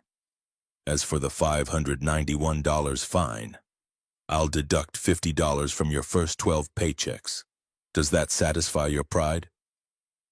Marcus exhaled tension he hadn't realized he was carrying. "Yes." "Then we have an agreement. Can you start Monday?" "I can start today if you need me." "Monday is fine. Spend the weekend with your son. It's his birthday, correct?" Marcus glanced at Ethan, who'd wandered back to the bedroom. "How did you—" "The background check mentioned it. He's 8 today." Victoria paused, and when she spoke again, her voice carried less ice. "I'm at the office until 6. If you'd like, I could stop by this evening. Bring something appropriate for a birthday celebration." Marcus's first instinct was to refuse. But Ethan had never had a real birthday party. Never had someone besides Marcus acknowledge the day he came into the world mattered. And Victoria Blackwood, for all her wealth and coldness and complicated grief, had treated Marcus with more dignity in 4 days than most people managed in years. "Ethan would like that. Thank you." 6:30. She disconnected before Marcus could change his mind. Marcus spent the afternoon trying to clean the apartment, which mostly involved moving clutter from visible surfaces to hidden corners and scrubbing the bathroom until his hands cramped. Ethan napped fitfully, coughing in sleep, and Marcus checked on him every 20 minutes with growing unease. The fever refused to break despite medicine. The cough sounded deeper, wetter, like something was settling in places lungs shouldn't let things settle. At 5, Marcus woke Ethan and they shared leftover chicken and rice. The boy ate 3 bites, declared himself full, and returned to bed without being asked. Marcus sat beside him, feeling helpless in the way only parents of sick children understand. Wanting to absorb the illness, take the pain, trade his health for his son's with desperate urgency that had nowhere productive to channel itself. Victoria arrived at 6:30 precisely, Tom carrying a white bakery box and a wrapped present. She'd changed from her usual armor-like business attire into dark jeans and a cashmere sweater that probably cost more than Marcus's monthly rent, but looked almost normal, almost approachable. "Mr. Reed." "Marcus is fine." He held the door wider. "Come in." Victoria entered and Tom set the packages on the kitchen counter before retreating to wait in the car. She studied the apartment with less clinical assessment than her first visit, seeing it as a home rather than a case study in poverty. Her eyes lingered on the space heater, the duct-taped furniture, the stains Marcus couldn't scrub away despite his best efforts. "Where's Ethan?" "Sleeping. He's been sick all day, fever won't break." Concern crossed Victoria's features. Should he see a doctor? Should and can afford are different questions. Marcus moved to the bedroom door, tapped softly. "Ethan, someone's here to see you." The boy emerged slowly, still wearing the coat indoors, face flushed and eyes unfocused. He blinked at Victoria, confusion evident. "Ethan, this is Victoria, a friend of mine. She brought you a birthday present." Victoria knelt, bringing herself to eye level with the child, a gesture Marcus didn't expect from someone who moved through the world at commanding height. "Happy birthday, Ethan. Your father tells me you're interested in how things work." Ethan nodded, shy suddenly. "I brought you something." Victoria retrieved the wrapped package, handed it over. "It's a science kit. Experiments with electricity, magnetism, simple machines. Your father can help you with it." Ethan tore into the wrapping with the desperate enthusiasm of a child who'd never received a real present. Inside was a legitimate science kit, not the cheap dollar store version, but quality educational material designed to teach actual principles. His face lit up with wonder that momentarily pushed through fever-induced fog. "Dad, look, it has circuits and magnets and—" A coughing fit interrupted him, deep and rattling. Marcus was at his side immediately, hand on his back, counting the coughs, noting how they originated in the chest rather than throat. Ethan's breath wheezed slightly when he inhaled. Marcus met Victoria's eyes over his son's head, and she saw the fear he was trying to hide. Victoria opened the bakery box, revealing a simple cake with blue frosting and "Happy Birthday, Ethan" written in careful script. "Why don't we have cake first, then you can explore the kit?" They sat at the cramped table, 3 people forming an unlikely constellation around dessert that cost more than Marcus usually spent on groceries. Ethan managed 2 bites before pushing his plate away, apologetic. "I'm sorry. My stomach feels bad." Marcus touched his forehead again. "Hotter than an hour ago." "It's okay, buddy. Why don't you lie down?" Ethan took the science kit to bed, studying it with fading focus until his eyes drifted shut. Marcus tucked the blanket around him, lingering to ensure the breathing remained steady, then returned to the kitchen where Victoria was awkwardly covering the cake. "He needs a doctor." Her voice carried certainty, not suggestion. "I know, but the clinic won't see him until Monday and I can't afford the ER." "I'll pay."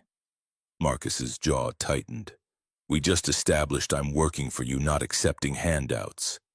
"This isn't a handout. This is a child who's seriously ill, requiring immediate care." Victoria's ice melted slightly, revealing genuine concern underneath.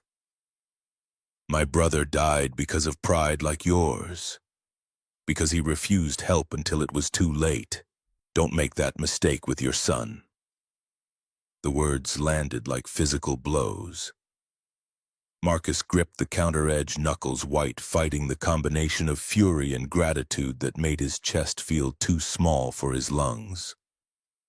Victoria was right, pride was a luxury Ethan couldn't afford, but accepting felt like surrendering something fundamental about who Marcus was, about the man he'd promised Lily he'd remain. "If I take your help, how do I repay it?" "You don't. You pay it forward through the foundation. Help other families avoid these impossible choices." Victoria pulled out her phone. "I'm calling my personal physician. He makes house calls for situations like this." Marcus wanted to argue, wanted to insist he could handle this himself, find a way through sheer determination and resourcefulness. But Ethan coughed in the other room, and the sound contained all the justification Marcus needed to swallow his pride and nod acceptance. Dr. Richard Carlyle arrived 45 minutes later, medical bag in hand. Expression professionally neutral as he took in the apartment's condition. He examined Ethan thoroughly. Temperature, respiration, listened to lungs with a stethoscope, asked questions about symptom progression. His face grew grave as the examination continued. "Pneumonia. Early stage but developing fast. He needs to be admitted to the hospital tonight. IV antibiotics, supplemental oxygen monitoring." Marcus felt the floor drop away. "Hospital means keeping him alive, Mr. Reed." Carlyle's voice held no judgment, only medical necessity. "Pneumonia in a 7-year-old with possible underlying malnutrition can turn critical very fast. We can't wait until Monday." Victoria stepped forward. "Which hospital?" "Northwestern Memorial has the best pediatric unit. I'll call ahead, make sure they're expecting him." Marcus found himself in the ambulance 40 minutes later, holding Ethan's hand, while paramedics administered oxygen and started an IV. The boy was barely conscious, fever spiking to 103.8 despite medication. Marcus rode beside him, whispering reassurances he didn't believe, promises he didn't know if he could keep. Northwestern Memorial's pediatric emergency entrance blazed with fluorescent urgency. Doctors and nurses converged, whisking Ethan away while someone in scrubs shoved admission paperwork at Marcus. "Insurance none. Payment method none. Estimated ability to pay none." The registrar's expression shifted from professional to pitying. "Sir, treatment for pneumonia, even with quick discharge, typically runs $15,000 to $20,000. Without insurance." "I'll handle it." Victoria's voice cut through Marcus's rising panic. She'd followed in the Mercedes, now stood beside him, radiating the authority of someone accustomed to bending institutions through sheer force of wealth. "All charges go to me. Victoria Blackwood. Here's my card." The registrar blinked at the black Amex. "Ms. Blackwood, hospital policy requires, your policy can send the bill to Blackwood Capital Management. This child needs treatment now, not a financial counseling session." Victoria's eyes held steel. "Unless you'd prefer I call your hospital administrator at home to discuss why your staff prioritized billing over a critically ill 7-year-old. The registrar paled. I'll process this right away." Marcus stared at Victoria, emotions too complex to name roiling through him. Gratitude, shame, anger, relief, all competing for dominance while his son fought for breath 3 rooms away. Victoria met his eyes and something passed between them. Understanding, maybe. Recognition that some moments transcended pride and demanded simple humanity. "Why are you doing this?" Victoria's mask cracked wider. "Because when Graham was dying, I had $12,000 and no way to help him. I watched him deteriorate because I didn't have enough money and he wouldn't let me try. I've spent 10 years building wealth so I'd never feel that helpless again." but money is meaningless if I can't use it when it actually matters. Her voice wavered slightly. This is me being there for Graham. Too late for him, but not too late for your son. Marcus's throat closed around words that wouldn't form. Before he could force them out, a doctor emerged, young female, exhausted but competent looking. Mr. Reed, I'm Dr. Sarah Kim. Your son has bacterial pneumonia, moderate severity. We've started aggressive IV antibiotics and oxygen support. He's stable for now, but the next 24 hours are critical. We'll need to monitor closely. Can I see him? Once we get him settled in PICU, 15 minutes. Dr. Kim glanced at Victoria. Ms. Blackwood, your physician indicated you're covering expenses. We appreciate that. It allows us to focus on treatment rather than complications. Victoria nodded. Whatever he needs, no cost limits. Dr. Kim retreated and Marcus sank into a waiting room chair, face in hands, shoulders shaking with the violent emotions he'd been suppressing for hours. Days, years, since Lily died and left him alone to be both mother and father to a boy he loved more than breathing but couldn't seem to keep safe no matter how hard he fought. Victoria sat beside him, maintaining careful distance, letting him fracture without offering empty comfort.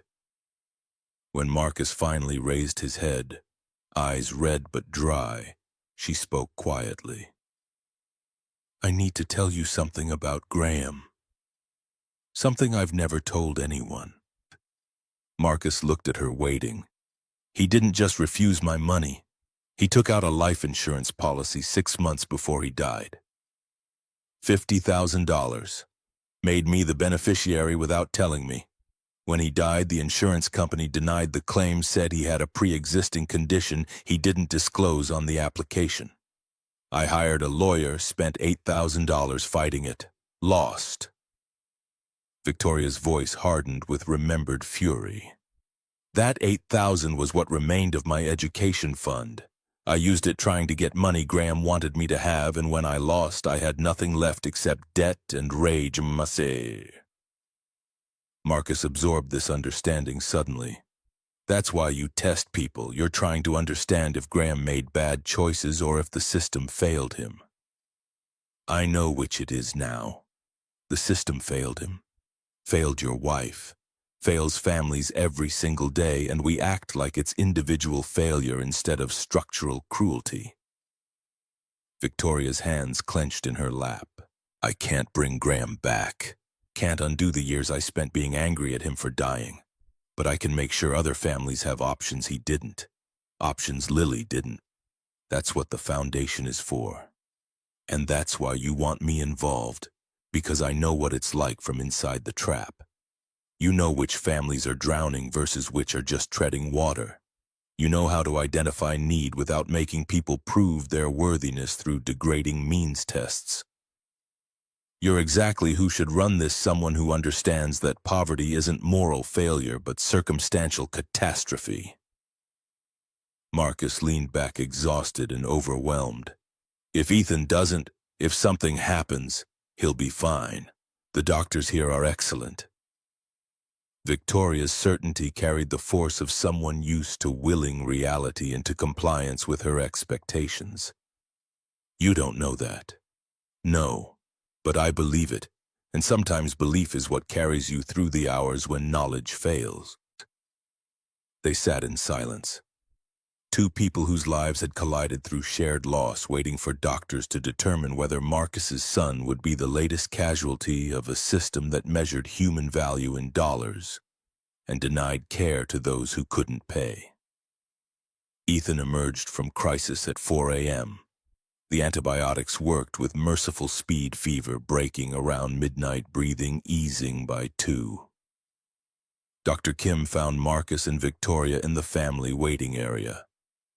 Marcus pacing Victoria, stationary but alert, and delivered the news with a smile that transformed her exhausted features.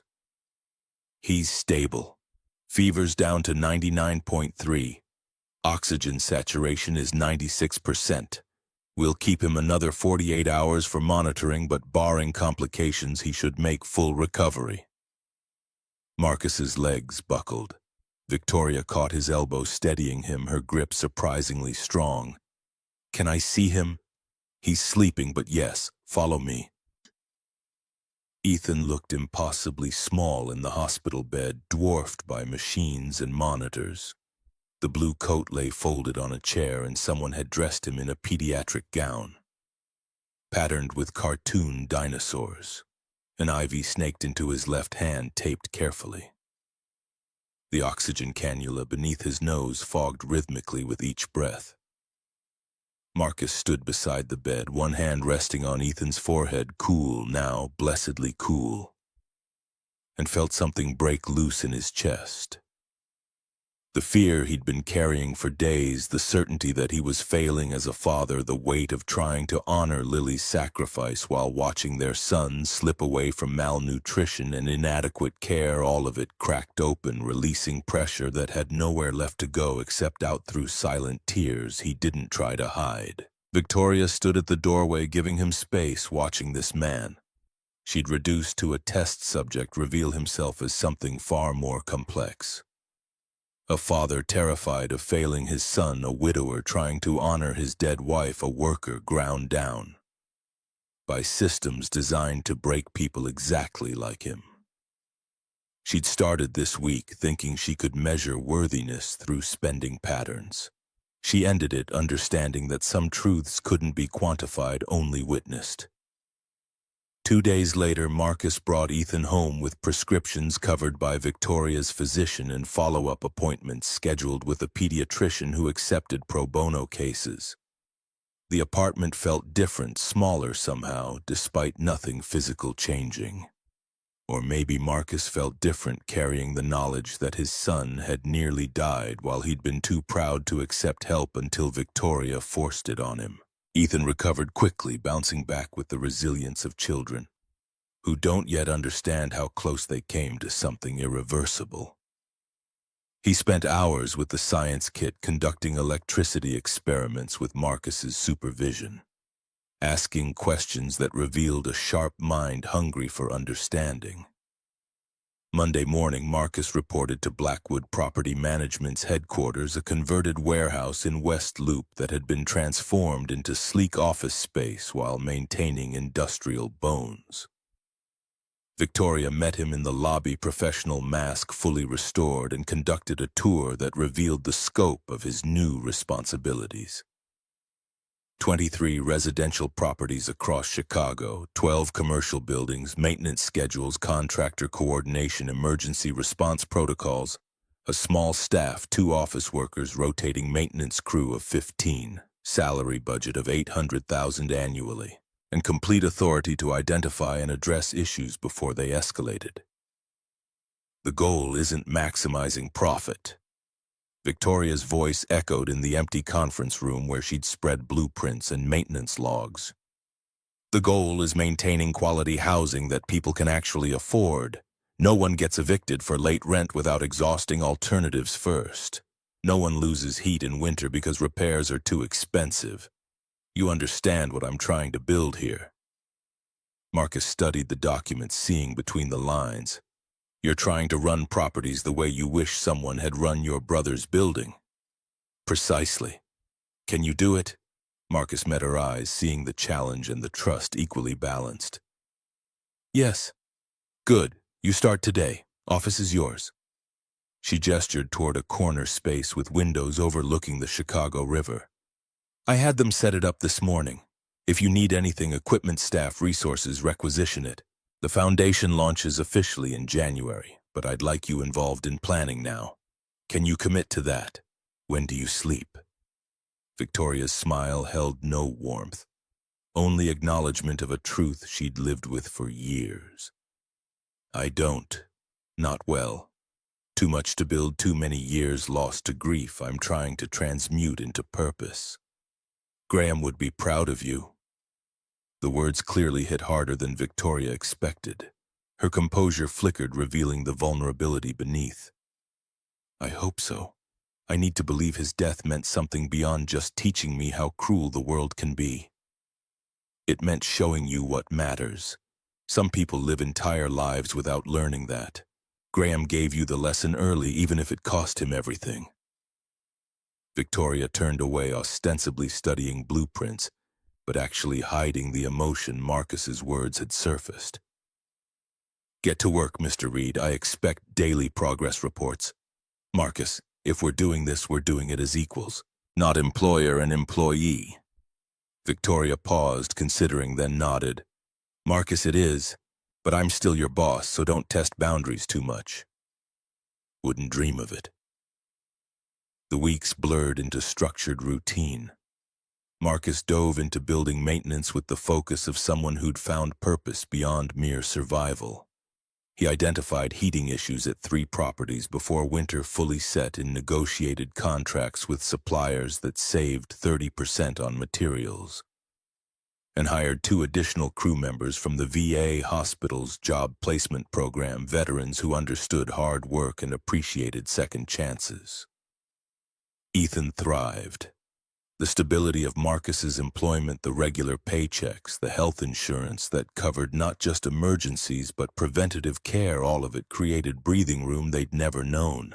Marcus enrolled Ethan in an after-school program that provided homework help and dinner, eliminating the desperate scramble to pick him up at 3 while maintaining work responsibilities.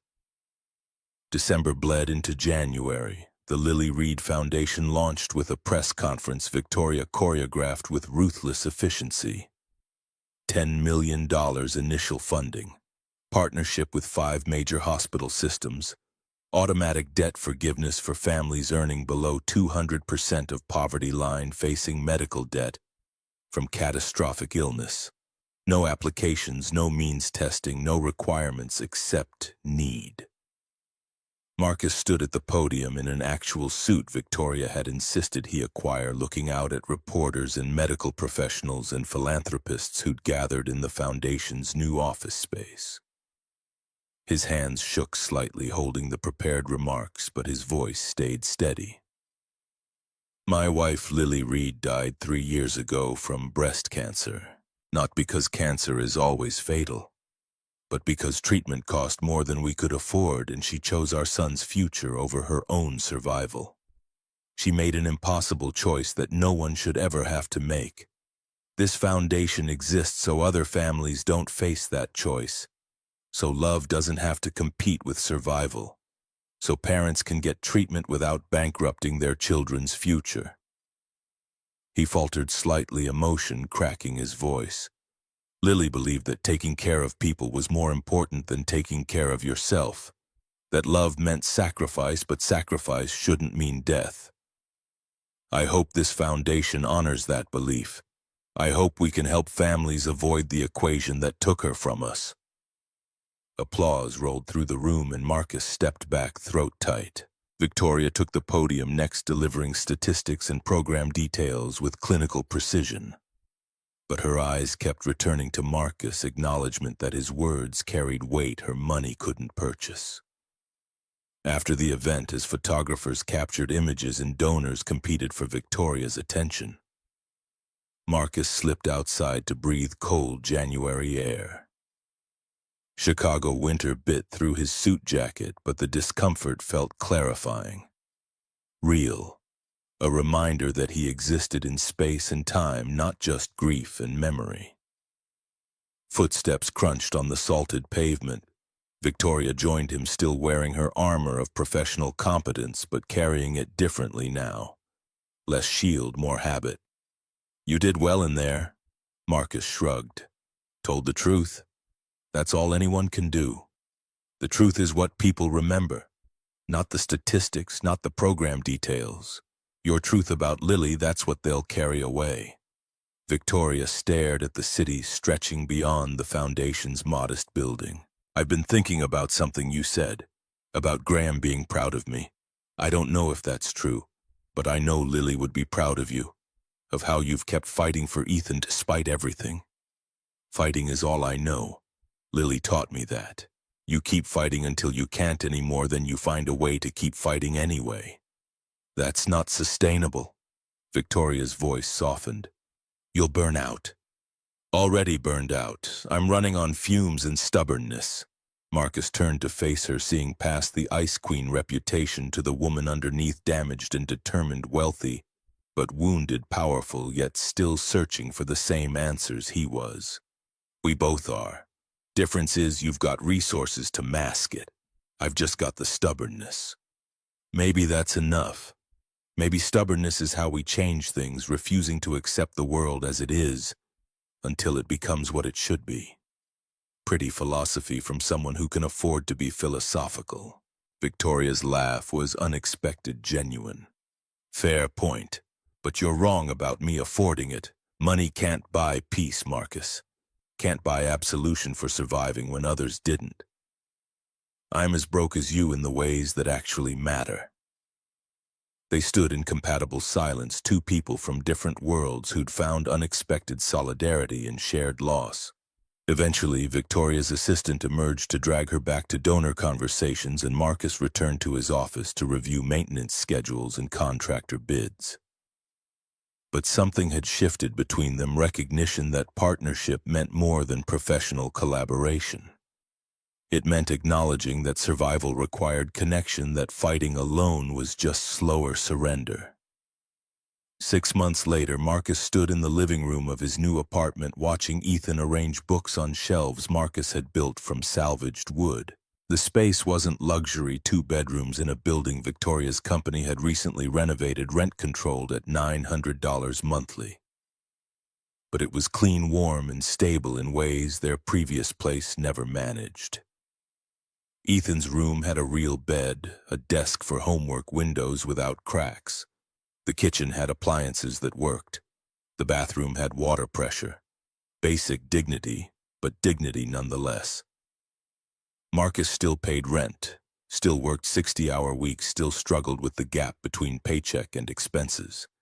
But the gap was manageable now, survivable. Victoria arrived at 7 with Chinese takeout and updates on foundation metrics. They'd helped 43 families in 6 months, wiping out $1.3 million in medical debt. Hospital partnerships were expanding. Other cities were requesting information about replicating the model. What had started as Victoria's attempt to answer a decade-old question about her brother was becoming something with momentum beyond grief. They ate from cardboard containers, sitting on Marcus's second-hand couch, discussing case files and property maintenance issues with the easy rhythm of people who'd learned to work together effectively. Ethan joined them after finishing homework, excited about an upcoming science fair where he'd be demonstrating simple circuits using principles from the kit Victoria had given him. "What's your project called?" Victoria asked, genuinely interested. "How electricity empowers communities." Ethan's enthusiasm made him talk faster. "I'm showing how electrical systems power everything. Lights, heat, communication. Dad helped me understand how it works. He said electricity is like possibility. It exists everywhere, but you need the right connections to make it useful." Victoria met Marcus's eyes over Ethan's head, something unspoken passing between them. "Your father is a wise man. The wisest." Ethan's loyalty was absolute, unquestioning, in the way only children's love can be. "He says we're building something important together, that helping people is the most important work anyone can do. He's right about that." Victoria set down her container, attention fully on the boy. "Your mother would be proud of what you're becoming, Ethan, of how smart and curious and kind you are." Ethan's face grew solemn. "Dad says Mom died so I could live better, that she loved me enough to—" His voice cracked, 8-year-old composure fracturing. "I miss her, even though I don't remember her much. Is that okay?" Marcus pulled his son close, blinking hard against the emotion that never fully receded, just lurked beneath everyday functioning. "That's more than okay, buddy. Missing people means they mattered. Means the love doesn't stop even when they're gone." Victoria excused herself to the bathroom and Marcus heard the tap run longer than washing hands required. When she returned, her eyes held telltale redness, but she said nothing about it. Just helped clear the takeout containers, asked Ethan more questions about his project, and generally acted like a person who'd learned to be comfortable in spaces that used to feel alien. Later, after Ethan went to bed clutching a book about electrical engineering, Victoria and Marcus stood at the apartment's small balcony looking out at Chicago's night sprawl. Streetlights marked invisible grid patterns, cars tracing routes through the urban maze, windows glowing with the contained lives of thousands. "I've been thinking about something." Victoria's voice barely carried above the ambient city noise. "The foundation needs to expand beyond medical debt, housing stability, job training, education access, all the things that keep people trapped in poverty cycles. I want to build something comprehensive, something that actually addresses root causes. That's ambitious, also expensive. I have money. What I need is someone who understands the problems from living them, who can design programs that respect dignity instead of demanding humiliation as the price of help." Victoria turned to face him. "I want you as full partner, not just co-director but co-owner. 40% of the foundation, equal voice in how resources get deployed. What do you say?" Marcus stared, processing the offer. I don't know anything about running a foundation. You know everything that matters. You know what it's like to choose between food and medicine, to face eviction while working full-time, to watch someone you love die because the system values profit over people. That knowledge is worth more than any MBA. Victoria's expression held certainty. "I bring money and business operations. You bring wisdom and moral authority. Together we build something neither of us could create alone." Marcus thought about Lily's last words. "Take care of him, and take care of yourself. Don't let grief make you forget you're allowed to be happy." And realized he'd been so focused on honoring her sacrifice through suffering that he'd missed the possibility of honoring it through joy, through partnership with someone who understood loss intimately enough to transform it into purpose. Equal partnership means equal voice. You don't overrule me just because it's your money funding things. Agreed. We decide together or not at all. And I keep working property maintenance.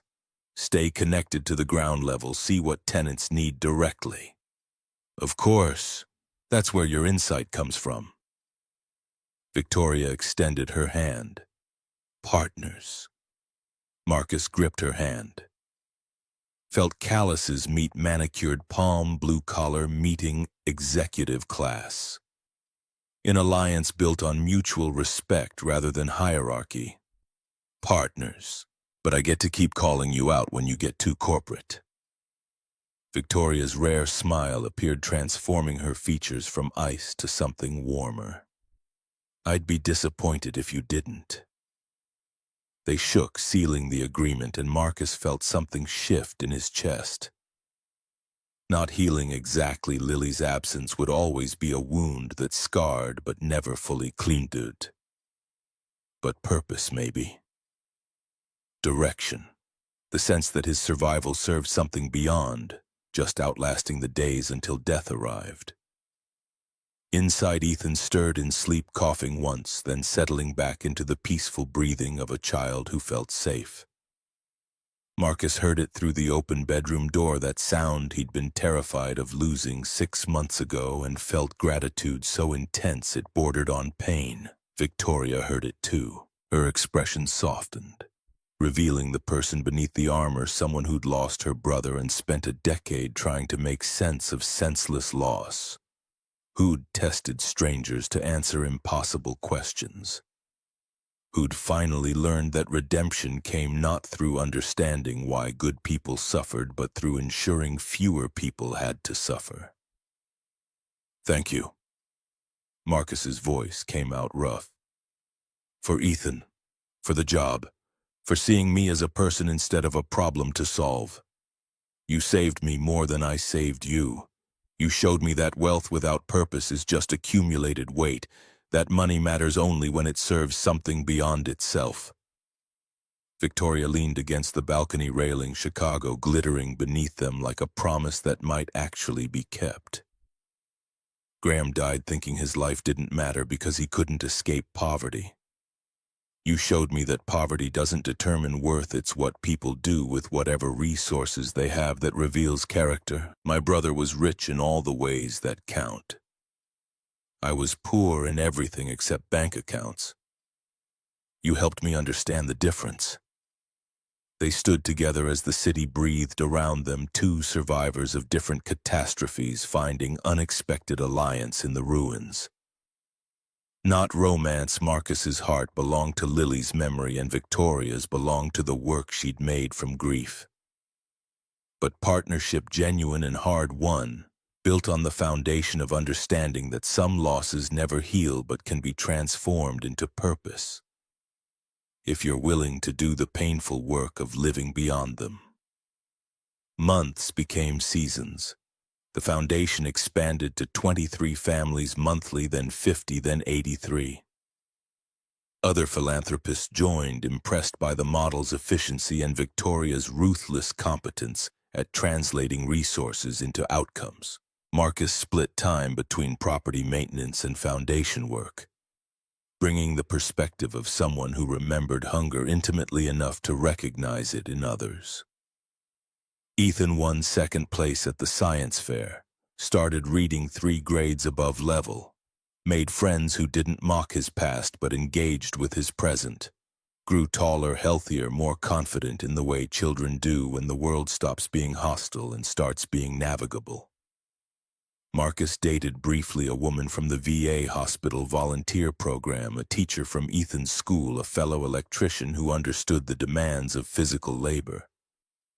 But nothing stuck.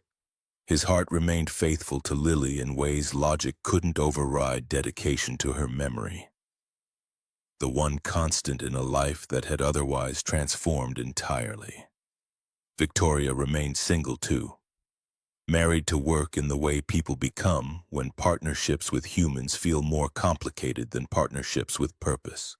But she smiled more, laughed occasionally, showed up at Ethan's school events and Marcus's apartment for holidays, slowly building something resembling family from the wreckage of the families they'd lost. 2 years after the test, Marcus sat in his office overlooking the Chicago River reviewing applications for the Foundation's housing program. A knock interrupted his focus. Victoria entered without waiting for invitation, carrying 2 cups of coffee, sitting in the chair across from his desk with the comfortable familiarity of someone who'd earned the right to space without permission. "I've been thinking about something." Marcus accepted the coffee. "That's usually dangerous.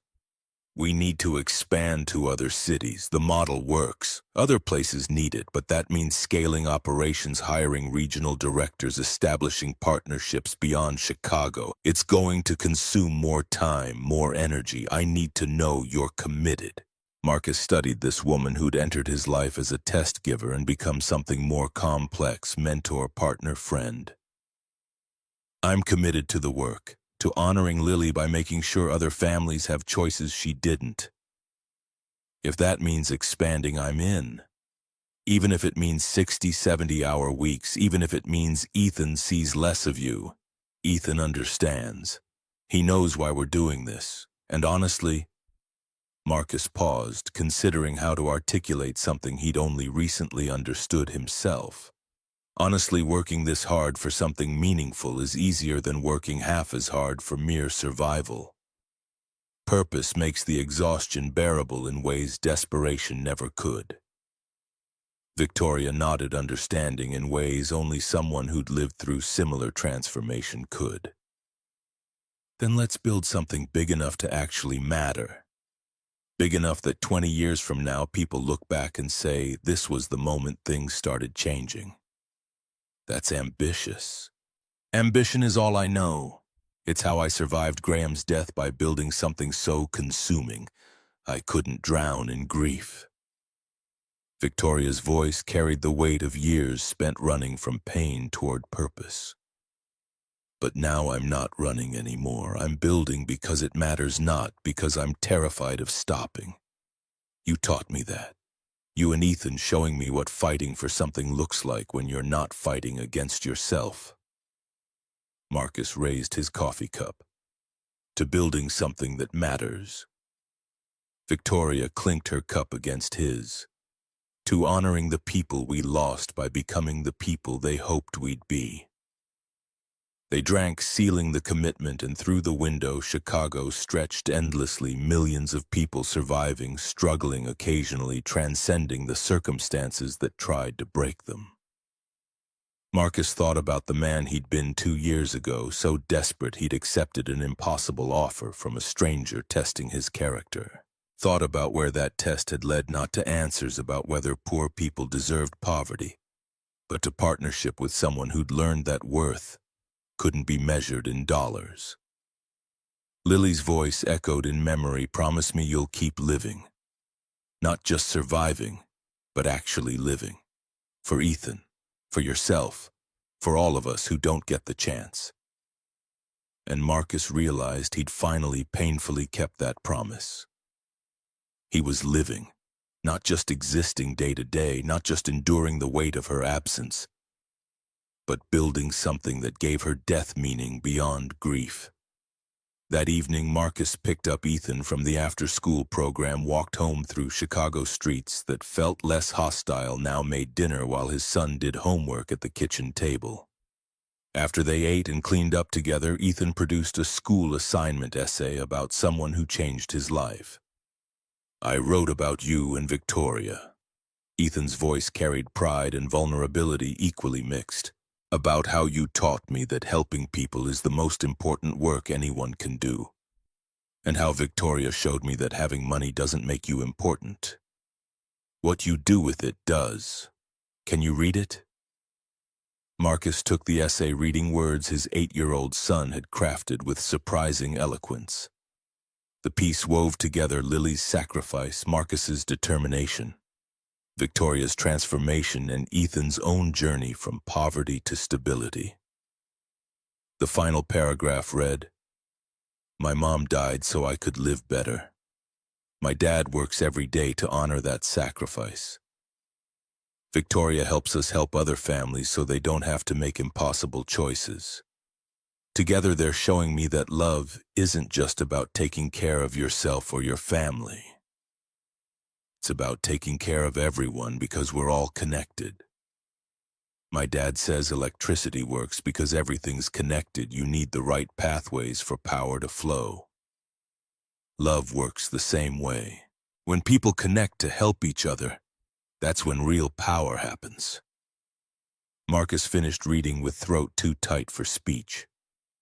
He pulled Ethan close, holding him the way he'd held him the night Lily died, desperately, gratefully knowing that this child was the reason he'd survived everything that tried to break him. "Your mother would be so proud of you." Marcus's voice cracked. "Proud of the person you're becoming. The thinker, the helper, the kid who understands things most adults miss. I learned it from you and Mom. And Victoria." Ethan relaxed into his father's embrace. "Are you and Victoria going to get married?" The question startled a laugh from Marcus. "No, buddy, we're partners in work, not life. Besides, my heart still belongs to your mom. That doesn't change." "That's okay. I just wondered." Ethan pulled back, studying his father with the seriousness only children achieve when they're trying to understand adult complexities. "But you're happy now, right? Not like before when you were always worried and sad." Marcus considered the question, testing his emotional state against memory of those desperate years. "I'm not all the way happy. Still miss your mom every day. Still wish things were different. But yeah, I'm closer to happy than I've been since she died. The foundation helps. Victoria helps. You definitely help. Sometimes happiness isn't about having everything you want. It's about finding purpose in what you have." Ethan nodded like this made perfect sense. That's what I wrote in my essay, that real wealth isn't money, it's loving people and helping them and knowing your life matters. You're smarter than most adults I know. I learned from the best. Ethan grinned, then returned to his homework, leaving Marcus sitting at the kitchen table trying to process how this child who'd been so angry and resentful 2 years ago had transformed into someone who understood wisdom. Most people spent lifetimes failing to grasp. That night after Ethan slept, Marcus stood at his balcony watching Chicago's lights, phone in hand, scrolling through photos of Lily. He'd deleted hundreds after she died, unable to bear seeing her face, but recently he'd recovered them from backup, relearning how to look at her image without drowning in grief, remembering the love without being destroyed by the loss. She smiled from frozen pixels, eternally 38, eternally healthy. In the older photos, eternally wise in ways Marcus still discovered through memory. He whispered to her ghost, knowing it was foolish but necessary. I think I'm doing okay, Lil. Ethan's thriving. I've got work that matters. Victoria and I built something you'd believe in, helping people the way you always wanted to. I'm keeping our promise. Taking care of him, taking care of myself, living instead of just surviving. Lily's face held no answers, but Marcus didn't need answers anymore. He needed permission to keep moving forward, and he chose to believe her smile granted it. Chose to believe that wherever she existed beyond death, she saw what he'd built from the ruins and approved. His phone buzzed. Victoria texting about tomorrow's foundation meeting, asking if he'd reviewed the new housing initiative proposal. Marcus typed a quick confirmation, then added, "Thank you for everything. For seeing me as a partner instead of a problem, for helping me honor Lily the right way." Victoria's response came immediately. "Thank you for teaching me that wealth is meaningless without purpose. Graham would have liked you. You're as stubborn as he was, and that's a compliment." Marcus smiled, pocketed the phone, and returned to the apartment where his son slept peacefully in a room that stayed warm all winter. The journey from that bus station encounter to this moment felt both impossibly long and startlingly swift. 2 years that contained entire lifetimes of change built on the foundation of one woman's grief-driven test and one man's desperate acceptance of impossible help. He'd started this story as Marcus Reed, electrician and single father, so poor he gave his son his last $5 for chips while going hungry himself. He ended it as Marcus Reed Foundation co-director and property manager, still struggling with finances but no longer drowning, still grieving his wife but no longer consumed by loss, still fighting systems that tried to break people like him, but now equipped with resources to actually win some battles. The test had been about measuring worth through spending patterns. But the real measurement, the one that actually mattered, was in what people built from the resources they had, whether those resources were unlimited wealth or just desperate love for a child who needed more than circumstances provided. Marcus had proven something Victoria needed to learn, that character wasn't about avoiding poverty, but about maintaining dignity within it. That worth wasn't determined by bank accounts, but by the choices people made when everything was at stake. That real wealth was measured not in dollars accumulated, but in lives. Touched families, helped systems, challenged love given despite inadequate returns. And in proving that to Victoria, Marcus had proven something to himself, that Lily's sacrifice hadn't been meaningless, that his survival served purpose beyond mere existence. That the man he'd become through the crucible of loss was someone she'd be proud to have loved. He closed the balcony door against Chicago's winter cold and went to bed, falling asleep faster than he had in years, dreaming of electrical circuits and connected pathways, and the way power flowed when everything aligned correctly, exactly like Ethan had written, exactly like love worked when given the right connections to make it useful.